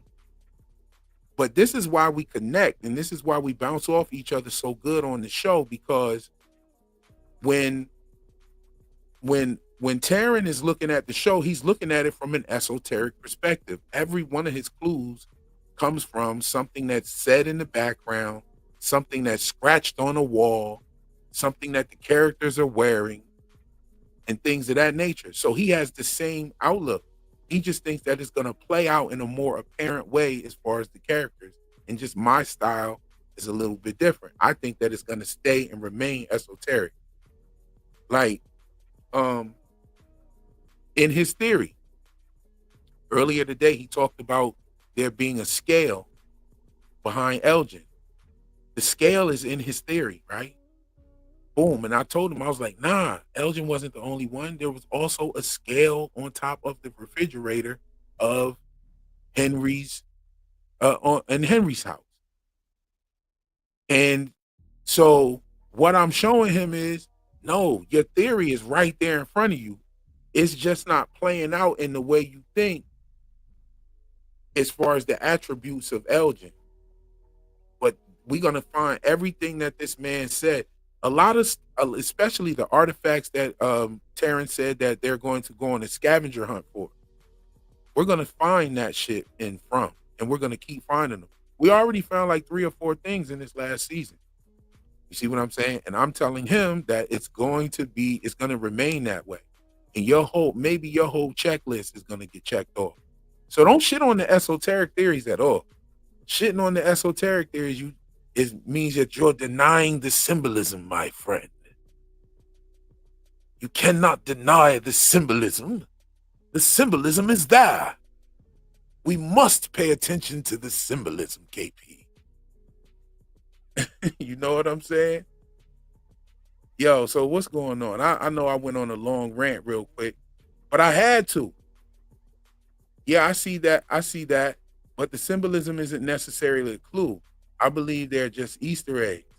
Like seeing Arthur Dane's sword game in Game of Thrones. Oh, okay. Had no effect on the story, but it was so nice to see. Okay, I got you. But did my egg symbolism have an effect on the story? With Fatima laying an egg? Tilly saying she licks eggs? I mean, you could go check it. Earth Abides is the first show that I've ever gotten early. Just put that out there. Tony gave me the plug. I said, look, Tony, I want to start just doing esoteric breakdowns and giving people the esoteric symbolism in these shows. So I don't care about theories. You know, I'll just go ahead and really be just dropping the information and knowledge. People are really going to enjoy the channel. I won't be caught up in the theories. I'll actually just be giving you actually what I'm good at. Is pretty much writing these raps about history and shit like that. I'm good at that shit.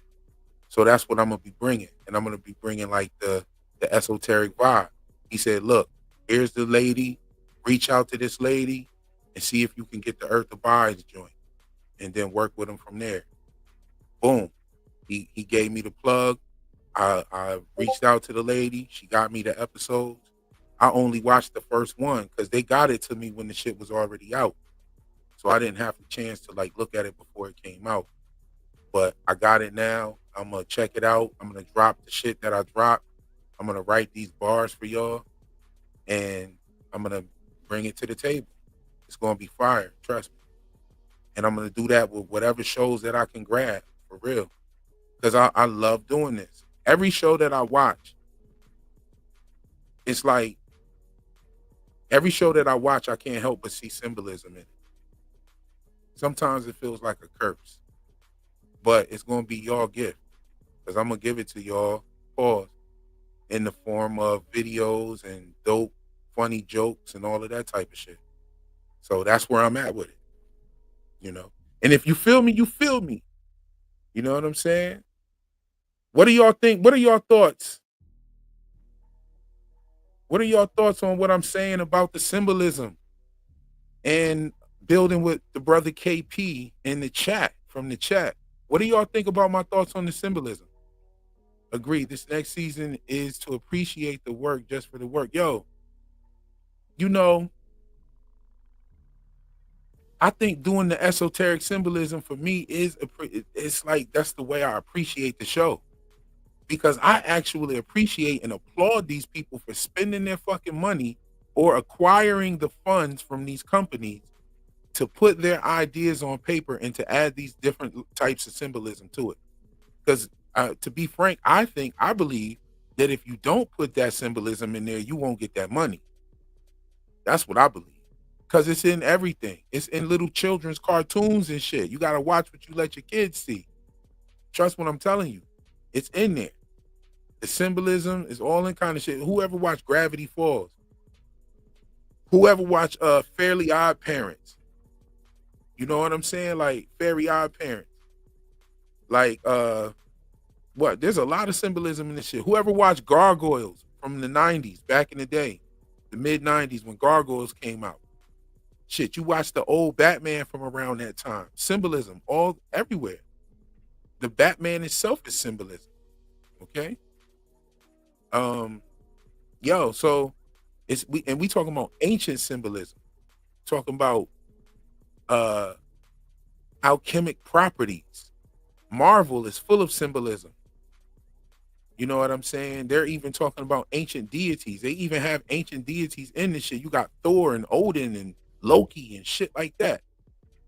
Okay, so we talking about ancient symbolism is all throughout Hollywood. And if you don't think that it will influence the narrative of whatever it's inserted into, you got to be kidding me. Like, they not going to spend their bread on this shit and not do this because They're talking to people that can understand it, whether it be people like me or whether it be people that are the elites and they know what their symbolism is and they know they talking to each other. Okay? I don't believe in the, oh, they have to show us this and that before they give it to us or do it or whatever. I don't believe that. I don't believe they have to show you shit. I believe that they're talking to one another. This is why they use like the Masonic stuff, the Jewish mysticism, demons. Look at most TV shows and shit is about something fucked up happening to kids. There's a reason for that. You understand? We're not gonna go there. I put out a video before and it got my Beetlejuice video is definitely cracking some codes. And it's in one of my lives. If you go through all of my lives and you search through my lives, and there's a thumbnail in there that got Beetlejuice on there. Some of that Beetlejuice video is in there. I talk about why it got taken down and everything. But, you know, I'm gonna keep it funky with the people that are allowing me to get these things. And I'm gonna promote these shows in a way that I'm showing you something that you might not have looked at in the show in a certain way. You know what I'm saying? But yeah, let me hear what y'all got to say about the symbolism. Saggy Star dropped them eggs up in there. She got all them she got the gas pack, the crow, dropping all the emojis in there. I wish I could see them in StreamYard. It sucks. Oh, okay. I think once Tabby and Jade have their vision quest, Native American, on Randall's forged magic mushrooms, they'll remember it as Miranda originally, or Victor updated, and move down the quest to the next step. Yo, I think that a lot is going to, I think that the drug symbolism is real. Oh yes, indeed. It's definitely in there. Um, I think that a lot is going to be on Julie. I think that this next season is going to be story walkers and slow walkers. Slow walkers and story walkers going crazy.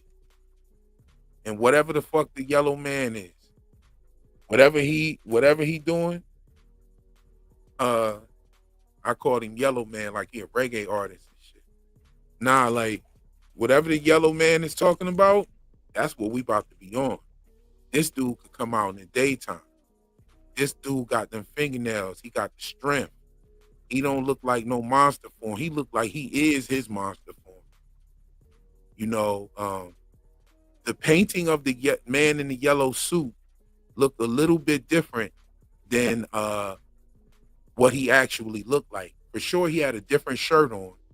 Maybe that was at a time before he was corrupt, because he didn't look as dirty and shit like that, you know. But he did have blood splattered across him. So what if that was what if the painting of the man in yellow was foretelling Jim getting his throat ripped out? Yo, I'm gonna show y'all some shit, right? Whoever did them paintings in the basement, they painted Fatima drinking Elgin's blood. Hold on, let me show y'all this shit, yo. Y'all think I'm bugging here.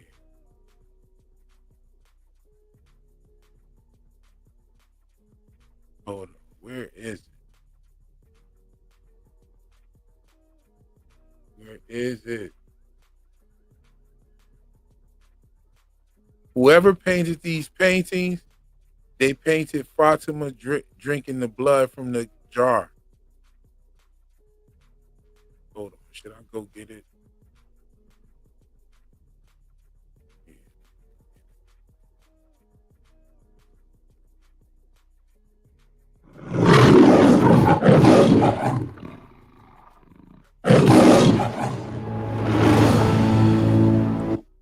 Pardon me.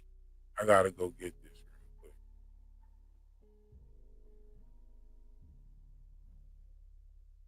That wasn't it. That was in episode 2 where he was telling her everything. Hold on.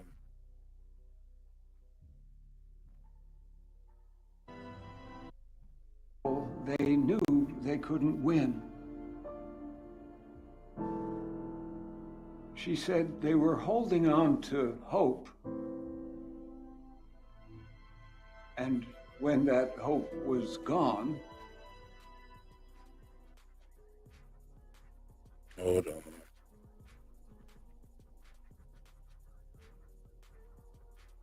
I said, damn, they painted Fatima.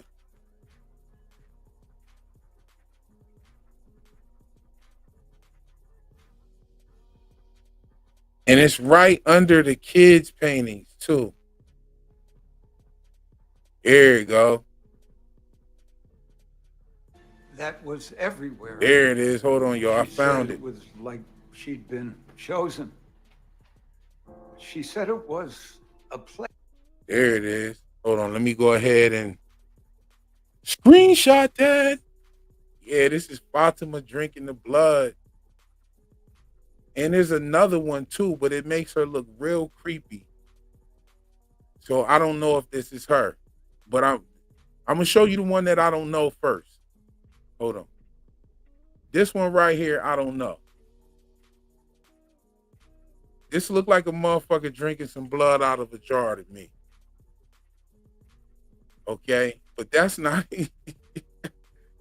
But that's not even the one I'm talking about. Hold on, I'm gonna show y'all the one I'm talking about. Let me chop this out real quick. You know, the magnifying glass be out. Sometimes it makes me laugh. But this one right here. Okay. Them hands is on the jar or something, or that Coke bottle. That's what them hands is on right there. There's the face. Is this Fatima drinking Elgin's blood, y'all? Or is the other, or is this one Fatima drinking Elgin's blood?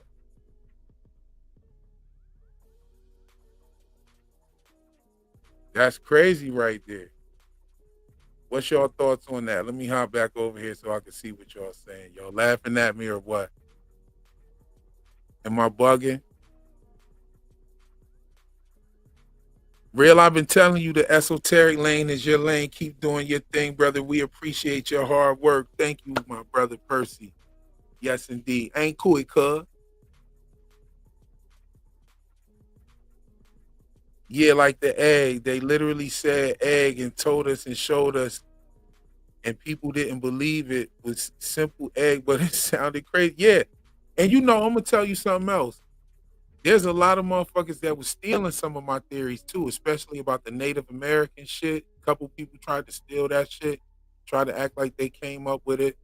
A couple people was stealing other shit that I was saying as well. Ain't no need to put them out there. They know who they is. But nobody would have touched that egg theory because it was so crazy and wild. And that's the one that they should have been listening to. That's what it was on right there. Because that was the one. They laughed at that one, but they took bites out of my other shit and took little pieces and shit out of my other shit. You know what I mean? My dream theories, my Native American theories, my bracelet theories, all that. They was biting and taking pieces while they was laughing with a full mouth at the egg shit. And the egg shit was the one. Like, yeah, Fatima laid an egg. Nowhere around it. Hold on, let me see. Oh, Saggy Star drops a super chat. Thank you for your generosity, sis. And she says, do you think Jay removing the totem was caused the yellow man to be able to be out there? Nah, I think Jay playing the violin and playing that rhythm is what brought the yellow man out of there. Because that's what the first thing you heard the man say was, that's a hell of a song that Jay sure can play. And it seemed like it was something that he needed, something that he was pleased about. And I believe that is what brought the yellow man to the table, the man in yellow. We got This dude got the yellow suit. He got the Boosie Eyes yellow suit. He got the Flavor Flav Eyes yellow suit.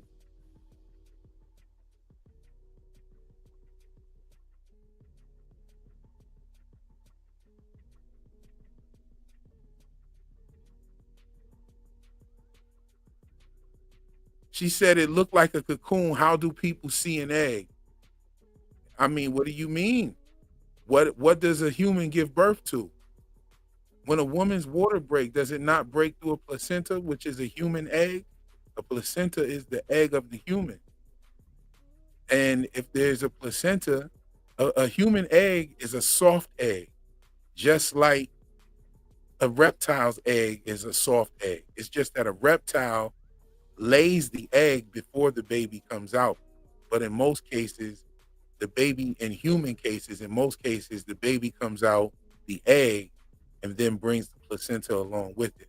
But the placenta is definitely a human egg. And if it's something, put it like this, it's an encasement with a life inside of it, which is an egg. That's what an egg is. I mean, we could break it down. He's saying it seems like a stretch. There was no egg. Okay. It's an alien cocoon. Shit was a pod. Okay. I hear you. But it was a pod with a life in it.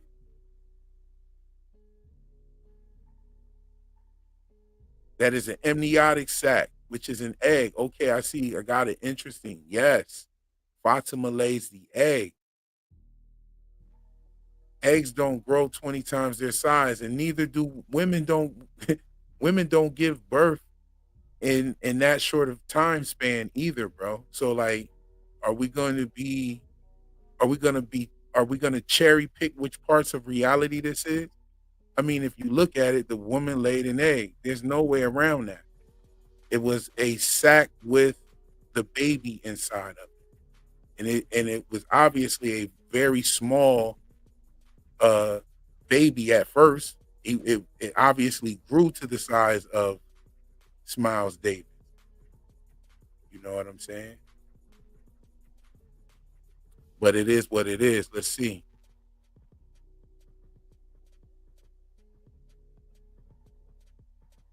Yeah, and that's the same thing an egg is. And it was egg shaped. Yes, indeed.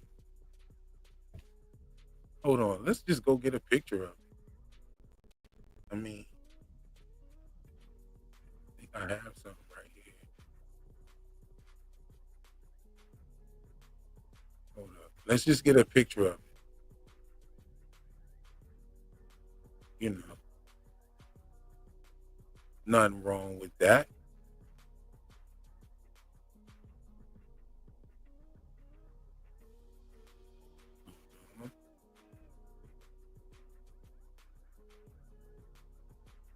Okay, where is it? Where are you?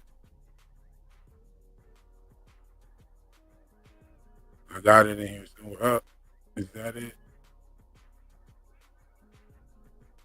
No, hold on. I got a picture of the egg.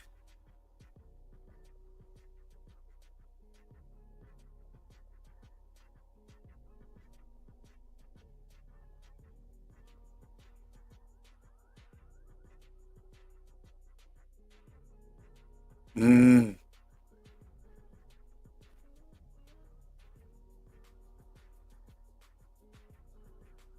Is that an oval? Is that oval shape, egg shape?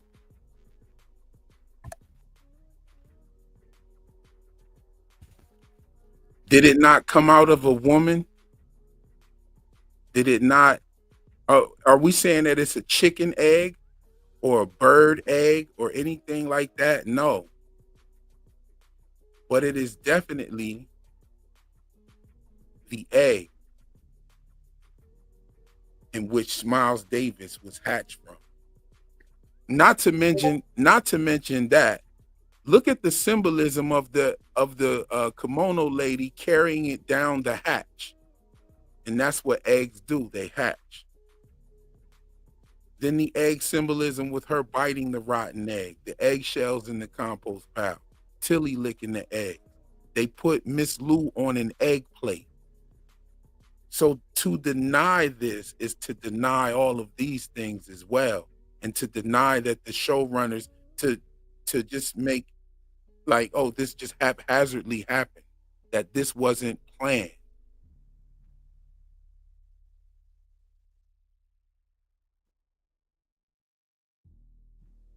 There was nothing in the ultrasound. This was a monster taking over what could have been an egg but never happened. No. It was already taken over. It was already taken over.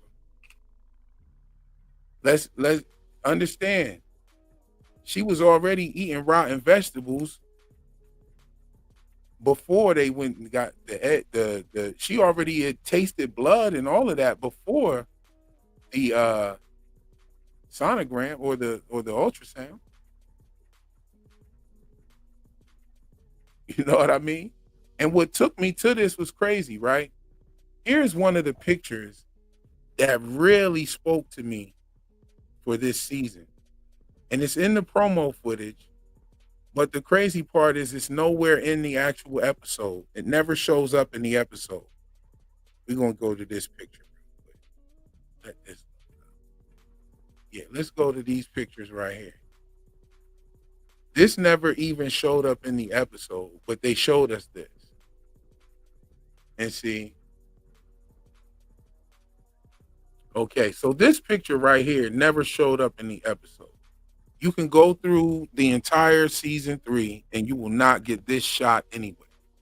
Okay, so this shot is showing us the Vesica Pisces, where it has the 2 wagon wheels that are laid down like this. Okay, and the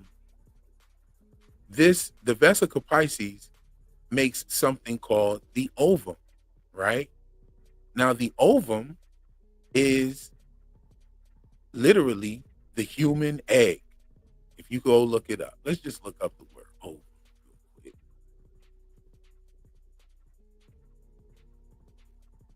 Okay, here we are. The ovum, the egg cell or ovum, the female reproductive cell or gamete in most anesomnious organisms. Okay, organisms that reproduce sexually with larger female gamete and smaller male ones. Okay, so we get this picture here. We get the female uterus. Okay, and it talks about the ovum. All right, which actually come from the ovary, which are also egg-shaped, right? Now, if we go back,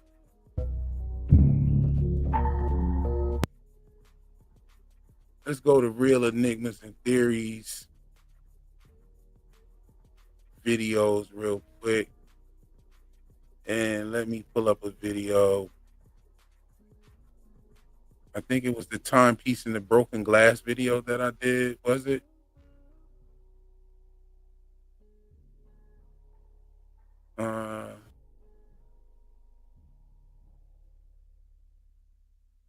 Nah, it wasn't the timepiece in broken glass. It was my cycles video. Yep, because we're talking about cycles and women's periods and things like that, and that also is all about a cycle, right? So it's got to be the cycles video. So let's look at this video real quick. Here we are right here in the video talking about the colors. Okay, boom. There's the woman's vaginal opening. Okay. And this is the shape right here. This is last year video, by the way. So I was talking about this in the egg symbolism and shit last year. So this isn't like some shit that I just like, you know, I'm just talking shit. Like, I know what the fuck I'm talking about. But this right here is the woman's vaginal opening. right? However, this is what the Vesica Pisces creates. If you put two circles together, this is the symbol that you will actually get, okay? And so this also led me to the Holy Grail symbolism. Where are you at? Okay. And this was also the scene that I talked about, the crescent moon being the Holy Grail in the cup, also being a backwards versions of the female vaginal opening, which would be the Vesica Pisces. It's actually the opposite of the Vesica Pisces. It's what you find in the outside of the Vesica Pisces. You know what I mean? Then we also had Jade bringing up the crazy Venn diagram, and he brought that up in season 2 and in season 3. And then the last episode, he brings up the Venn diagram, which is a Vesica Pisces. So we're talking about cycles in this video. This is the video that I believe I actually even had the picture of the uterus in here at some point.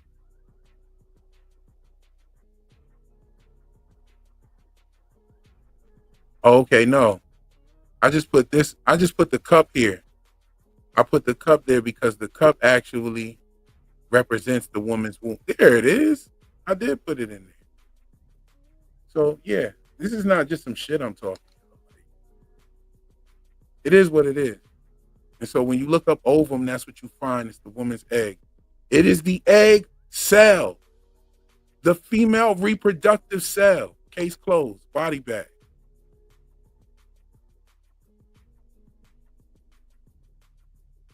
Let's look at this. Let's also wait. Let's even go deeper. Wait. Uh-oh, what's this? Is this the one? Is this the one with the egg right there in the promo footage? Oh yeah, that's the one with the egg in the promo footage. Wait a minute. Where's the other Vesica Pisces at? Is that it? Yeah, that's it. These faces right here. This makes the Vesica Pisces right here. These two faces. All right. Not only that, let's even talk about this, right? Peep this. This is just like the woman's vaginal opening right here, right? That's what that is. That's the same thing that I was representing to you. So let's look at this. Let me pull up a couple more things really quick to just break down a little bit of the sacred geometry. Okay, so here we are with the Vesica Pisces. Now, if you notice this Vesica Pisces right here, the noses on these faces are straight lines, right? Straight lines. And straight lines is what the Vesica Pisces focus on and creates. As a matter of fact, here, right here, this is how you get the square root of 3, okay? This is how you would get the square root of 3 is if you connect these lines right here through the Vesica Pisces. So what that would be 2 squares complete, okay? If you see the one square at the top here, the other square at the bottom, right? And this is your diameter, right? And so this is also what we see, not to mention, just let's put this out there. This is the actual egg cell splitting, okay? This is the actual female egg cell splitting. Once the sperm is inside, the tail falls off of the sperm, and then the NA node, the same node that makes your heart beat today, there's an electric pulse that takes over inside of the woman's egg, and it duplicates like this and creates the Vesica Pisces, okay? Then it splits into 4, then into 8, then into 16, then into 32, then into 64, and so on and so forth, until it becomes a cell for the child, actually the heart cell, the actual heart, okay? And these circles within a circle have been represented with it throughout time, throughout history, okay? And this is why we find this symbolism in many different cultures, okay? This is the Jesus head or the God head, right? This is the Virgin Mary and child, also within inside of the Vesica Pisces. The Jesus fish. All of these things are representative of childbirth and fertility. Okay. This is what it was. So let's even go further, right? If we go to the cave paintings, right? If we go to back to the cave, let's look at this right here. And we see that this is in the cave, in the tunnels, right? In the tunnels, actually on the wall that Tabitha and Victor came across. And this is what we see here. And we see in two uncompleted circles about to create the vesica Pisces. See? And this is what they would create. They would create this right here. They would actually come out to look like this, right? But then they would be coming to this. But then again here, this is the same thing that we see right here, okay? So these vesica Pisces are very similar in nature. This is what the line represents. And this is the symbolism that actually took me to the vesica Pisces. I mean, not to the vesica Pisces, but the egg symbolism. Because then I started noticing that Tabitha was on the 12th floor of the hospital. Everybody was so focused. Oh my God, the 13th floor and blah, blah, blah. Hospitals and hotels. Yeah, I thought about that too. But what was more importantly is she was on the dozenth floor, right? Then when she meets Victor's father and he tells the cops to leave, he says he owes them a dozen. And all of these 12s continue to emerge. And so we get to the point to where we have Tien Chin's face on an egg plate with 12 slots. And then PM, the wonderful, beautiful PM, pointed out to me that in the first season, Jim states that the answer is 12. Then we also have 12 notes. Then we also have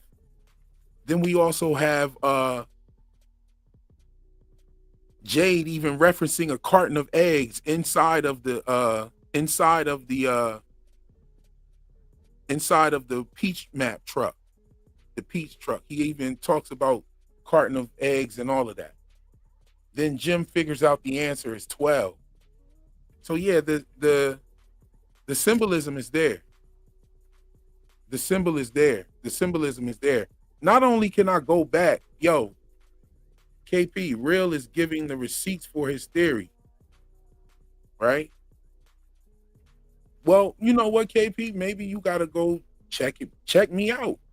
You got to go check me out. Sometimes I don't know if you watch my videos. I think you might come through and check the lives and stuff.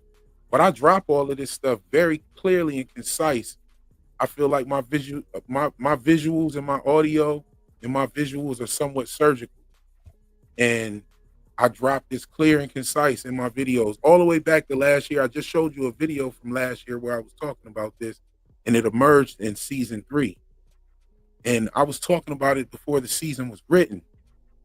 So I know that these guys are following along a path of a certain level of symbolism. I have not nailed it. I have not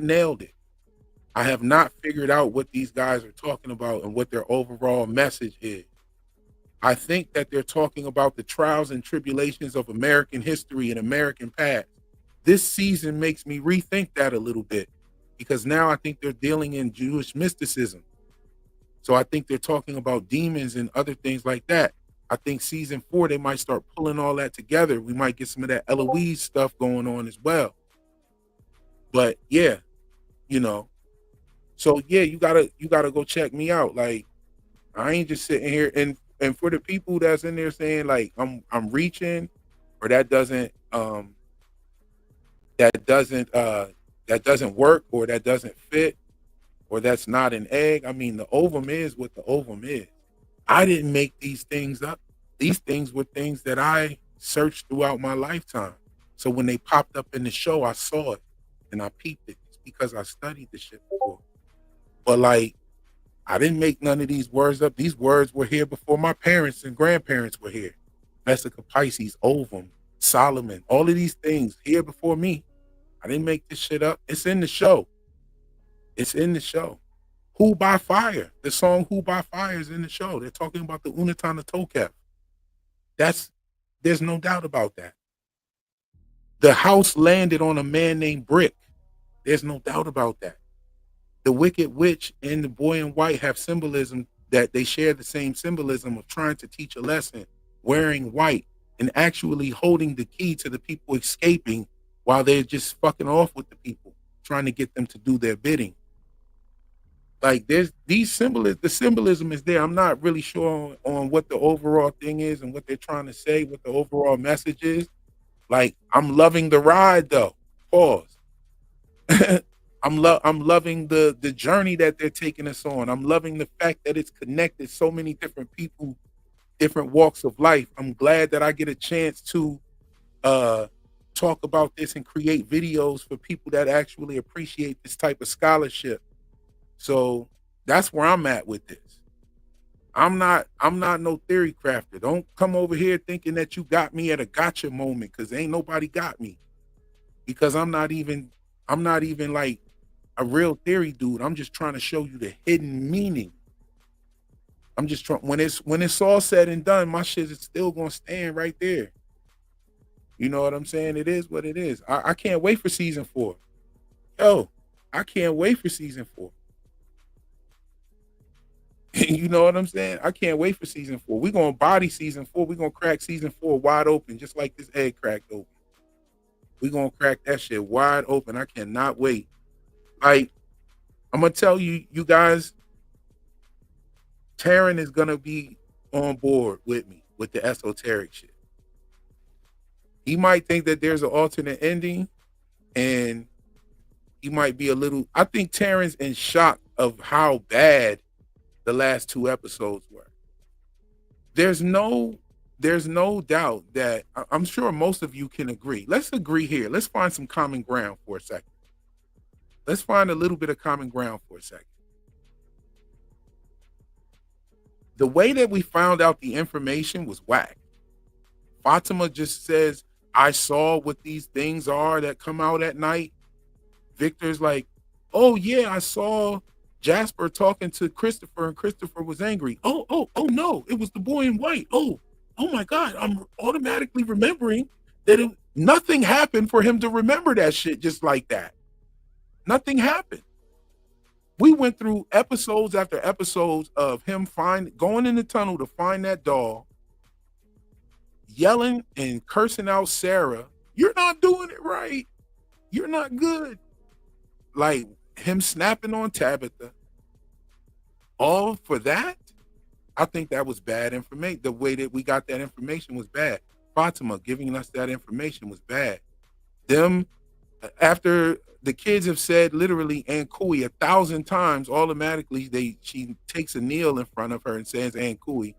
I guess that's a Native American symbolism. I don't know, because kneeling is very important. Sitting Indian style and all of that kind of shit, like the talisman, the figure on the talisman is sitting Indian style, and all of these things are very important. You saw Ethan was sitting Indian style on the couch with his family when his mom came back, and his father was kneeling in the Hiram Abiff,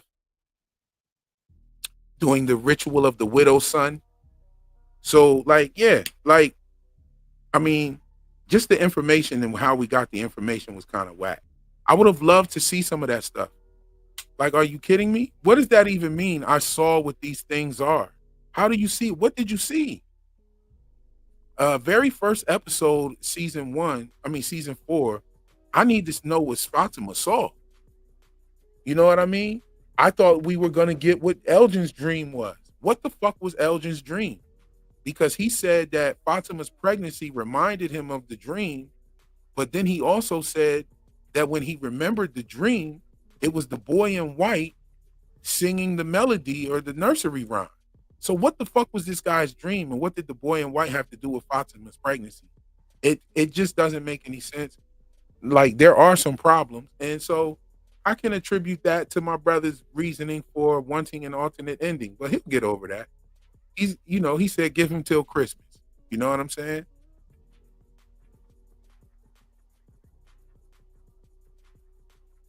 Nah, yeah, no receipts at all. They gave us nothing. They gave us nada. You know what I'm saying? Like, I think it's whack. Hold on. No skim divers here. Nah, we go deep. We gotta go deep. We gotta go deep. We gotta look at what's going on and what they're trying to say. Like, I don't know if you guys have ever seen The Shining, but The Shining was not talking about none of the shit that they were talking about. As a matter of fact, Stephen King was furious at Stanley Kubrick for his interpretation of his book. Well, there was nothing he could do about it. I mean, the rights were given, the money was paid, the movie came out, and the movie's a masterpiece.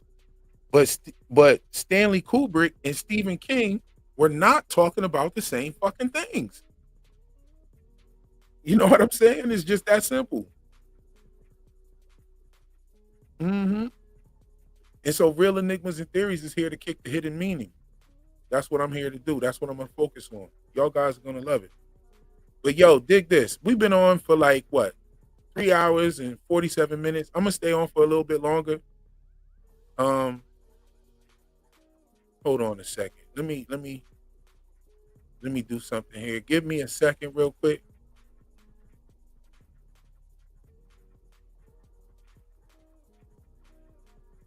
Oh my God. How did I miss this? Saggy Star. Happy birthday, Saggy Star. Saggy Star, happy birthday. I want to give a special, beautiful, happy birthday to Saggy Star. Yes. I just looked at my messages. Thank you, Debbie Ebby Bo Bebby. I didn't see that. If y'all were y'all talking about that in the comment section? Because if y'all were, I totally didn't see that. I've been over here working, cooking, running this live stream. You know what I'm saying? But yeah, you know? Yeah, the symbolism is there, y'all. The symbolism is there. Happy birthday, Saggy Star. Can we all get some love? You're welcome, love. We love you. We love you. We love you, Saggy Star. Yes. You in the comment section is dope every time. It's so fun having you in the comment section. You always drop some fire ass question, right? That actually goes along with what we're talking about at the actual time that I get around to it. And then you always drop something funny in there. You be having me rolling. Like, it's a couple of y'all that be in here having me rolling. Carrie's another one. She's the same way. She has like some of the dopest fucking comments, but she is funny as hell too. Yes, indeed. All the people in here, we all share a dark sense of humor. We all have a dark sense of humor. We love Saggy. We love Saggy Star. Thank you so much for being here. Blessing us with your presence on your born date at that. Beautiful. I'm honored. I'm honored. I'm so honored. Yes. Happy birthday.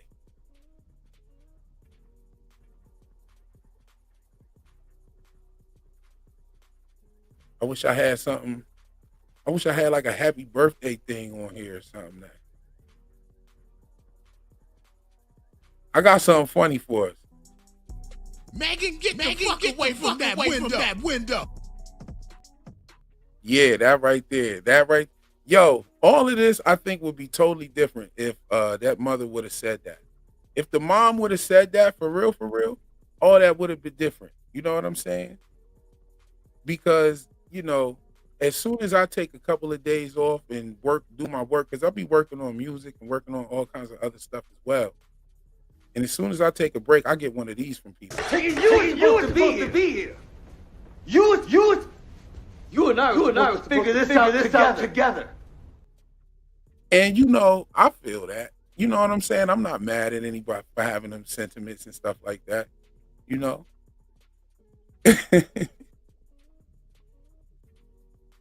Yo, this is the biggest takeaway from season 3, y'all.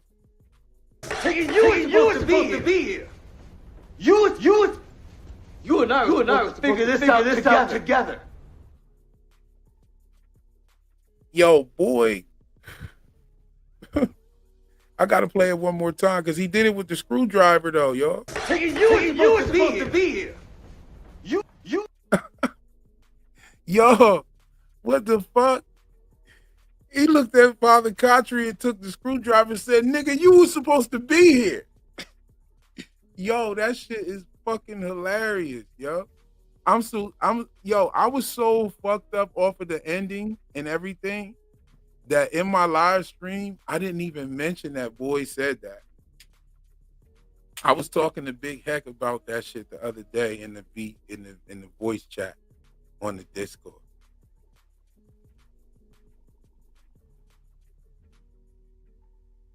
Yo, yo, let's send Saggy Star some positive energy. She said, "Thank you, everyone. I've been feeling so weird since Thanksgiving. So thank you so much. Collective energy is so heavy right now. Yes, it is. And there's a lot of energy um floating around. You know what I'm saying? And it's beautiful to see a lot of people remaining positive through it. I applaud you. I applaud you for guarding your energy, guarding your emotions, guarding yourself in this time. You know what I'm saying? In this community and outside of this community. Um, if these creators didn't do anything, they definitely created a dope ass cult following for this TV show. And to see this TV show get a bigger budget, to see it get greenlit to continue, it's because of us, y'all. We did that shit. We helped them do that shit. We helped them take that show to where it is, And it's dope to be a part of something like that. So let's keep the positive vibes flowing in and out the community. Be kind to somebody. It's free. Be nice to somebody. It's fun.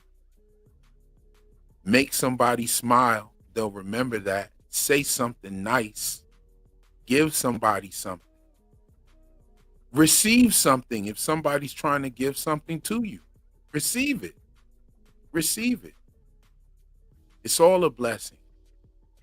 You know what I'm saying? It's all wonderful. It's all full of wonder. We never know. You never know. The old saying goes, you never know. Be real to people. You know what I'm saying? Tell somebody who you haven't told in a long time if you feel it that you love them. Like I've always been a person that has never been afraid to use that word. I think that when you read history and you read like letters that people used to write to one another, they used to express their feelings deeply to one another, whether it was two brothers, whether it was two friends. You see what I'm saying? And that was at a time where they didn't have the types of luxuries that we have to make our lives so easier. These people lived harder lives than we did way back in the day. And they were able to hold each other down with love and feelings, emotions. They wrote letters to each other. There are letters out there where ink got smeared because people cried on the pages and shit. And these are in history books that you can go read photocopies of these actual letters and look at the way that the humans and even humans' language and things have changed, or English language has changed throughout time. Even the way we write, even the letters and the way that we write certain letters and numbers have changed throughout time and have spanned through classes of people writing to one another. Write somebody a letter. Write one of your ancestors a letter and let them know that you still think about them and you hold them in your memories and your spirit. That is one of the messages that I think that From is trying to convey as well, as far as bloodlines, and that bloodlines, you are connected to where you are from. You know what I'm saying? You have roots, and those roots are where you're from. Those roots are your origins. So write some letters to your ancestors. And even if you are not aware of who your ancestors are, write some to the people that mean something to you, that matter to you. Write something to their ancestors. Because we all actually affect one another's lives. And I think that this YouTube thing is just like another form of technology just showing us that. And this show has been able to bring all of us together. Like mad different people that think in different ways from different types of social background are here in this live stream right now. And I think that's a beautiful thing. And if this show hasn't done anything, it's done that. But it's done a lot more. It's provided a really dope horror show. It's provided a really dope drama series. Now it's turned into a drama series actually, with the whole reincarnation situation. That's very dramatic. You have the esoteric stuff in there. There's tons of symbolism to bite and chew on. The acting has been great. The casting is great. I think they've done a great job for what little means that they had at the beginning, and they've taken it to somewhere that we can totally appreciate. And this is coming from somebody that has problems with the third season, but I feel like there's some common ground here where we can definitely say that the show is still fire.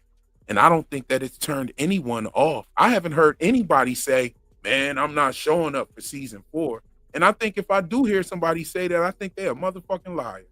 Because you know damn well you're going to watch that season 4. Don't play with me. You know you're going to watch season 4. I don't want to hear that shit. You're lying. There's no way you could watch season 3 and not want to watch season 4. But yes, indeed.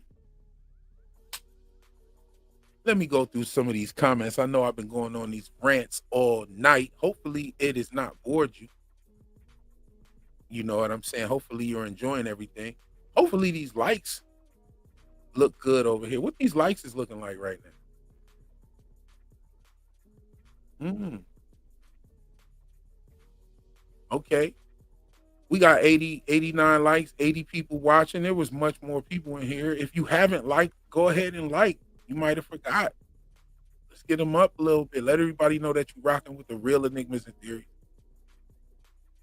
You know what I'm saying? I'm still going to put the stuff that I talked about tonight in my video, but I'm going to expound on it more. I apologize for the way that I was talking about this stuff because I wasn't really going into depth. I was trying to bounce around, tap dance around some of the big bombs in the discussion, because I want to save some of the content for the video. Like I'm 4 pages in right now, and actually 5 pages front and back right now. And I still have a lot of shit to say. 5 pages front and back usually turns into about like 15 minutes. So I'll say about 3 more pages to do it. So this video should be about maybe it might turn out being a half hour because there's some clips of the show that I need to go in this video as well.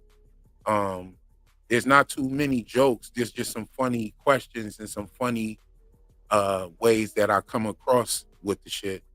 But this video is going to be fire. Luna, I have not forgot about your video. I am definitely going to hop on that video. That was such a good suggestion.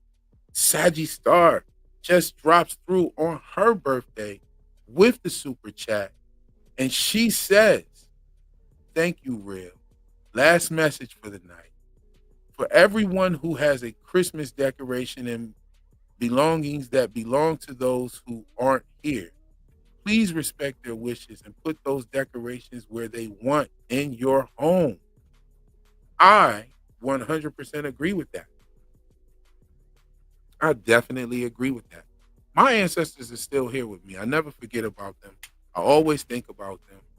You understand? I always do things like that honor them. You know, I might cook something that my grandmother loved to cook, and we eat that in remembrance of my grandmother. All my children feel like they know my grandmother because of the stories that I tell of my grandparents, and they feel like they know my family, even though that they were gone before they got here. They feel like they know them through my stories, and that's how I believe that we continue to live after we're gone. And you know, hopefully you train your family in the way to remember you. And I know some people don't believe in dealing with the spirits and dealing with the dead and stuff like that. But for those who do, and for those who understand where I'm coming from, never let your children, grandchildren, and children that are not even born yet forget who your ancestors are. Because you don't want those people to forget who you are. We want to continue to live in our wisdom. We want our wisdom to continue to travel with our children and our grandchildren. Just like a dandelion, creates its seeds, and these seeds can travel on the wind to other countries, literally. And this dandelion is literally trying to preserve its lineage, and it's trying to continue its species. And this thing is resilient. It grows in any yard. People look at them as if they're weeds. This thing can grow in the concrete. And so it's resilient, and it's trying to preserve its lineage. And I think that we should pay attention to our earthling brother, the dandelion, and continue to preserve the lineage. Let your children know. That's why I like From, because I think it's dealing with lineage. I think it's dealing with bloodline. And we have yet to see. But thank you again, Saggy Star. Last comment for the night. Thank you again for your super chat, your generosity. We love you. Happy birthday once again. Happy born day. Happy Earth Day.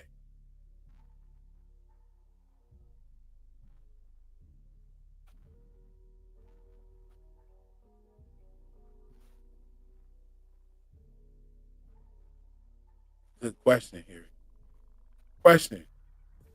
Why do we assume reincarnation is the phenomenon that we are observing? If Henry is the father of Miranda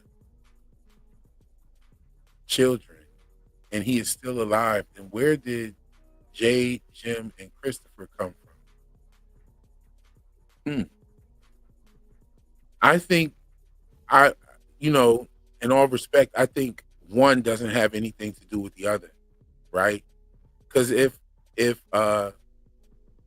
Jade is a person that ended up in this place and he is reincarnated past lover of Tabitha, who's also ended up into this place, and she is reincarnated into or someone is reincarnated into her.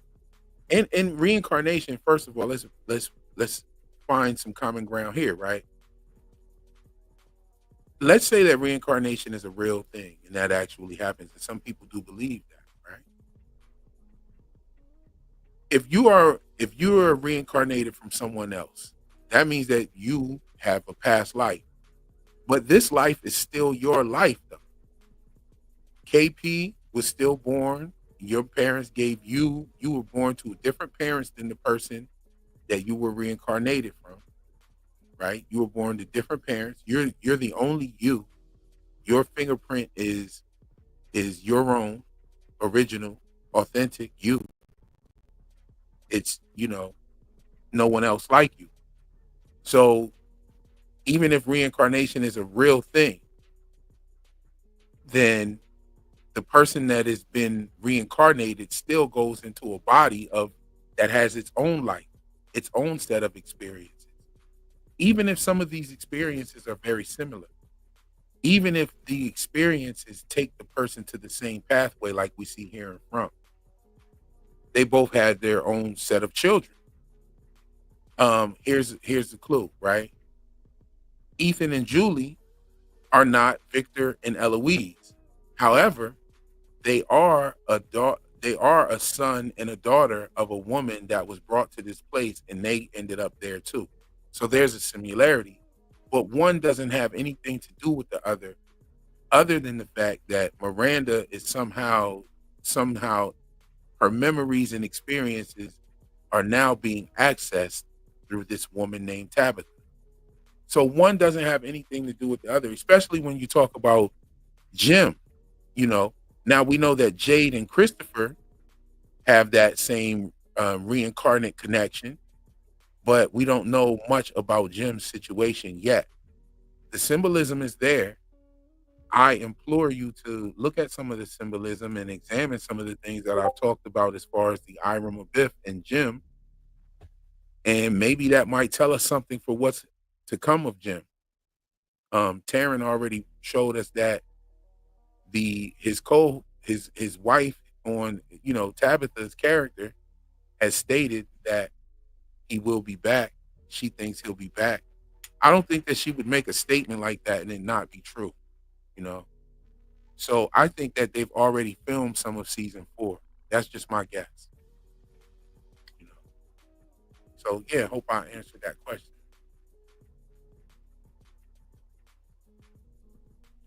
Or is it that reincarnated person can exist together with the originator? No.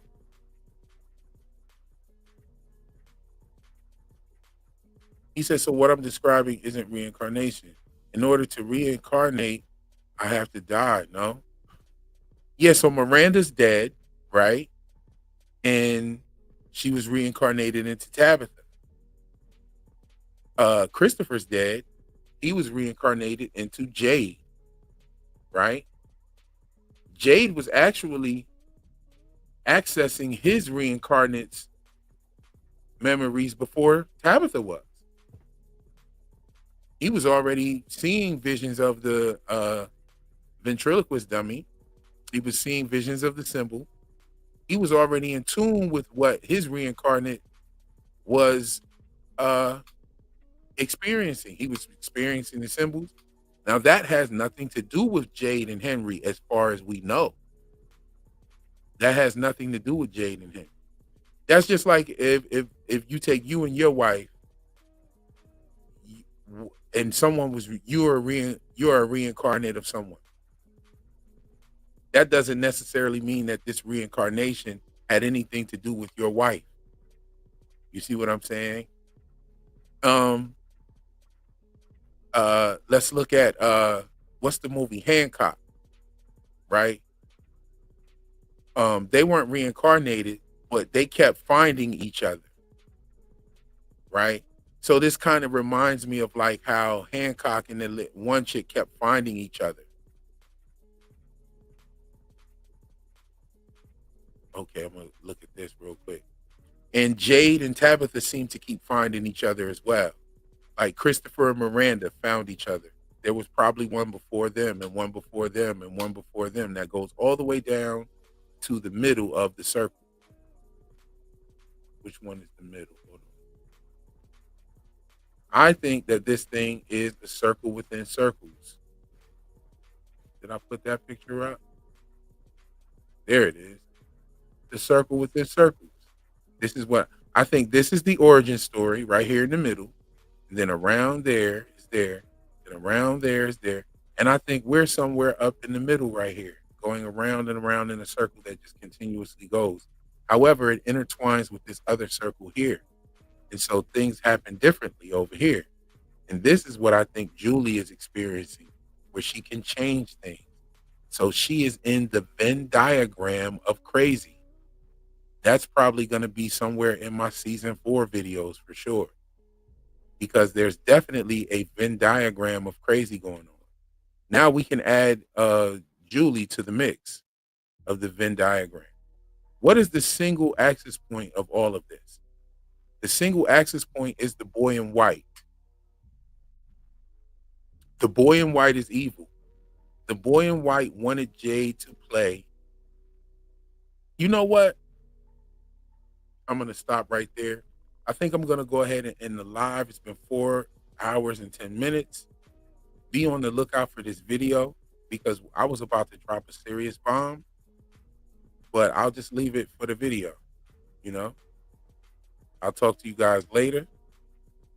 Just a little something to think about while we wait on the next episode. That's all for the live stream this evening. I will catch you in the next one. Peace.